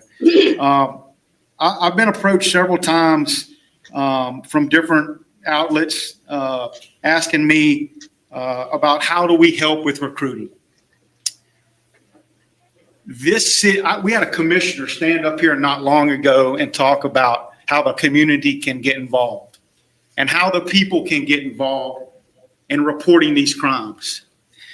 It's a sad day when the press does not report facts. And I'm going to say it one more time. Report the facts. Never has Mayor Roy had to approve a press release that I have sent out or my office have sent out. So if you're going to report it, report the facts and know the facts. There is a clear reason that I want the community, the council, to know why I told my PIO not to release that press release. Because of the safety of my officers, that is number one priority, and the safety of the community. That's why we didn't release that release the day it happened. I've jotted down some more notes. Again, I just ask that you expect me to be transparent. What? Now, you know what he's saying, right? That is absolutely fake news. You have a nasty attitude. It's not the question I mind so much. It's your attitude. It's fake news, is what he's saying. Yeah. So, is your city being ran by Republicans or is it being ran by Democrats? Because they said fake news. Right out of the Republican playbook. Matter of fact, Jock has used the term fake news. That's how you know that they're Republican. Because he said that too. He's actually said fake news before too. He must be only referring to the black people that reported. Yeah, must be. Okay. Now, I think Shane McManus also was saying that they were not telling the truth about the numbers. Now, that was something else that was said. We already said that, though. I said that last week when they first reported about the crime statistics in the first place. And then the KLAB had to send them a FOIA request to get the actual raw data that they gleaned it from. And they did. It wasn't. Why would you make up a pie graph chart and not show the raw data that you used? Unless it's a lie. Yeah. They don't like getting caught in their lies. You guys have sacrificed nothing. Okay? I've gotten up every day and put on this shirt to protect these motherfuckers in this city. And you got the nerve to report the goddamn place. It's a children's museum. Open it up. Vote for it. Shit. You stupid. You are stupid. Oh, gosh, you're stupid. You're not my son. I don't care. Somebody said they don't care if Trump is a pedophile. They also don't care if he's a part of the Rainbow Coalition because they don't have a problem with that either. He said Stephen Maxwell said it wasn't him, by the way. Yeah, I know it wasn't Stephen Maxwell. He's talking about. Yeah. Stephen Maxwell didn't have to clear that up. Stephen Maxwell gets his word from Jock. Yeah, so we already knew that. Clear that up. That was a moot point. We knew it wasn't him. He's not allowed to say nothing other than what Jock tells him to. Yep. He don't have a mind of his own. He came back here because he was told to come back here when they got upset about KLB with Vitros and the crew that was with KLB. That's why he brought Stephen Maxwell back. That's what that was a competition. Sin Law Broadcasting is a competition to KLB. That's what that is. That's exactly what it is. We're going to fit you up, man. Don't worry. Just come back and to do the reports I tell you to do. We're going to get you a new phone, get your microphone. We're going to you can even use city equipment. He's back here to shine, to make Alexandria shine to the white folks. And it's obviously not working because they're still upset. Yeah. That's what he was brought back to do. To shine for the white folks. And he is a Republican. Because the reason why he left was because he didn't want to take the COVID shot. And everybody that was with him. He left, I think he left right when Jeff Hall came in, didn't he? No, this was in 2020 when he left. When the whole crew that was with him, that worked with him, they all left right behind each other. Oh, yeah, that was 2020 when Jeff Hall came in. Yeah. Because he's a Republican. He left when Jeff. Yeah, he did everything that everybody said they were going to do. He actually did it. Remember when Jared King said he wasn't going to work for him? Mm-hmm. Yep. Well, that was kind of moot because if he wanted a new police chief, he was gonna pick one. Mm-hmm. But yeah, that's when he left. That what's the other guy? The fat guy. He left too. He over at I think he at Sinla Broadcasting too right now. Yeah. But they all left. Those were all Republicans. Okay, that's why. Even Max referring to Jock as his daddy, I guess. A godfather or something. He said something when he left. I'm gonna miss you, Dad. But then he came back. Where you come back at? So I'm not a Stephen Maxwell fan. I don't care what he says. Y'all already know I don't like Stephen Maxwell. I have nothing for that little boy because he's a boy to me. Yeah, that's just me. I don't like him. So okay. So you guys, I hope you guys enjoyed the show because I have to go do another recording and I'm already late. All right. Well, yeah, I guess we'll come back Friday and put a bow on our tribute to Mr. Fuller. Because we spent too much time on this. This wasn't what we were supposed to be doing. Well, I know, but we did implement some of the stuff that he was talking about, information that we wouldn't have got without him. That's true. That's true. And again, I don't care what nobody say. I would pick tech jobs in a tech industry over a children's museum any day for a failing city, a non-thriving city. That's just me. All right. And I'm gonna put that in my Facebook page too, so be prepared for it. Okay, Miss Dixon, hello, Mr. McGee, thank you, Miss Thomas, thank you, Miss Finley, thank you. Shamir said, I want to know why he chose the mayor's briefer to confront the media.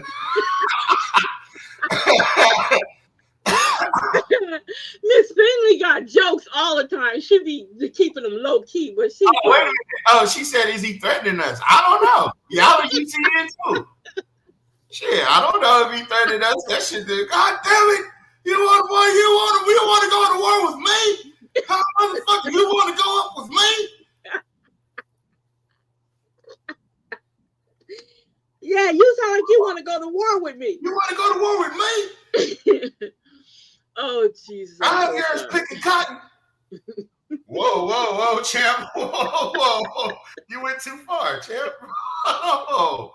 You can't be talking about picking cotton with me. Yeah, wait a minute. It wasn't supposed to go that far. It's not that serious. Thank you, Mr. Brown, for all the information you share with us. Thank you. Ms. Bell, thank you. Oh, before we go, you guys, I'm sorry. I got something sent to me. Remember yesterday they were talking about flushing out the systems, right? Remember that?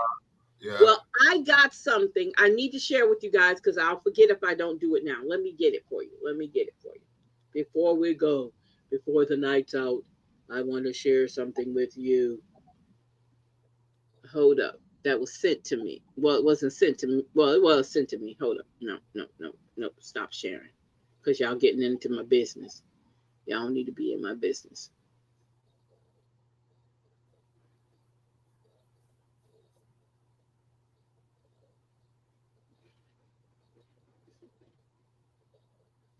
Where did this come from? Hold up, y'all. I got to see something.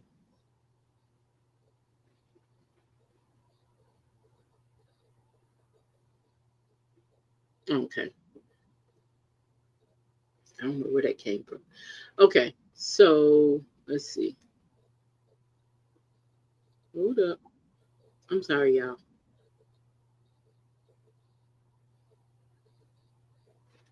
Okay, so I don't know where all that came from. Okay, so I need to show you guys something. I got sidetracked real quick, man. That was quick. See, I told you my focus is crazy. My focus is way off. Well, what are you doing here? Come out of there. There we go. I need to show y'all this. Let me show it to you. If it'll let me. That's burglary, so freaking voice. Oh, it's a white boy. Give me a second. Okay, so you guys check this out. Somebody sent me this. Remember yesterday they were talking about the water, right? Right? Yeah. Okay. Okay. They say they flush it out all the time, right? Right. Okay. I don't know how to make this big. Oh, you told me to do it this way. You said control what? And scroll up. Okay. Control scroll up. Let me see. That's making it little. Oh, it won't do it. It won't do it on that. Okay, so this letter basically says notice of unknown service line material. The city of Alexandria is focused on protecting health of every household in our community. This notice contains important information about your drinking water. The city of Alexandria is working to identify service line material throughout the water system, but has yet to determine the material of the surface line at your location. Because your service line material is unknown, there is the potential that some of all the service lines could be made of lead or galvanized pipe that was previously connected to the lead lead, I guess. People living in homes with a lead or galvanized pipe previously connected to a lead service, one have an increased risk of exposure to lead from their drinking water. For information sources of lead drinking water, please visit this website. So now they're saying that there's a possibility that you have lead pipes in your home leading to your house. So who does these service lines belong to? Are owned and maintained by the property owner. EPA has developed an online step-by-step guide to help people identify lead pipes in their homes called Protect Your Tap. A quick check for lead is available. Oh, it's the EPA. Okay. Wait a minute. Isn't this an old letter that they sent out when EPA got in contact with everybody and told them um, that there could be lead pipes? And this is when Jock said this belongs to y'all. This is your problem. Remember Jock said that? Remember he said this? He said this. Y'all remember that? Hello? Hello? Yeah, I remember it. Just keep. I'm not in the room. I'm hearing you. You can't hear. Okay. Okay. No, we can't hear you because you ain't in there. Right. All right. So they're saying, yeah, I remember this letter. This is an old letter. This is when EPA sent them a letter. And then they turned around and sent this letter out to everybody saying that their houses might have lead pipe in it. Lead, what's the name? And that could be where the settlement's coming from. So they're flushing it all the time. And then he turned around and changed it when people said, wait a minute, how are you blaming us for the water problem, the brown water? Y'all remember this? Let me see.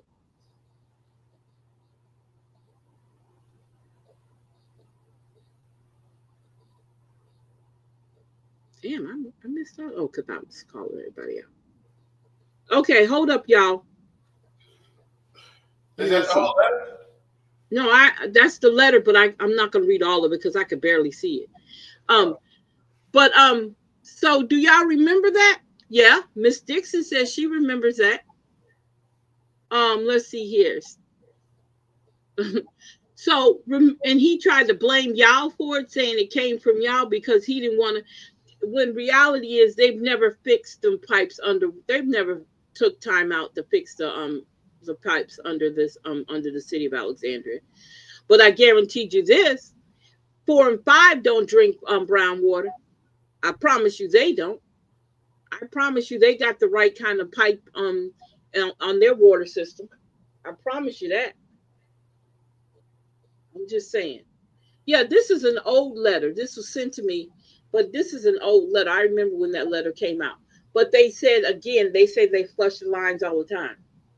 That's a lie. Because if you flush your lines all the time, then you would know that it's rust and there's something that is, but that wouldn't cause the water to be brown. It's something else going on. That's what I see. But anyway, I just wanted to share that with y'all. I knew it was something else I forgot. Okay, so we'll be back Friday, I guess.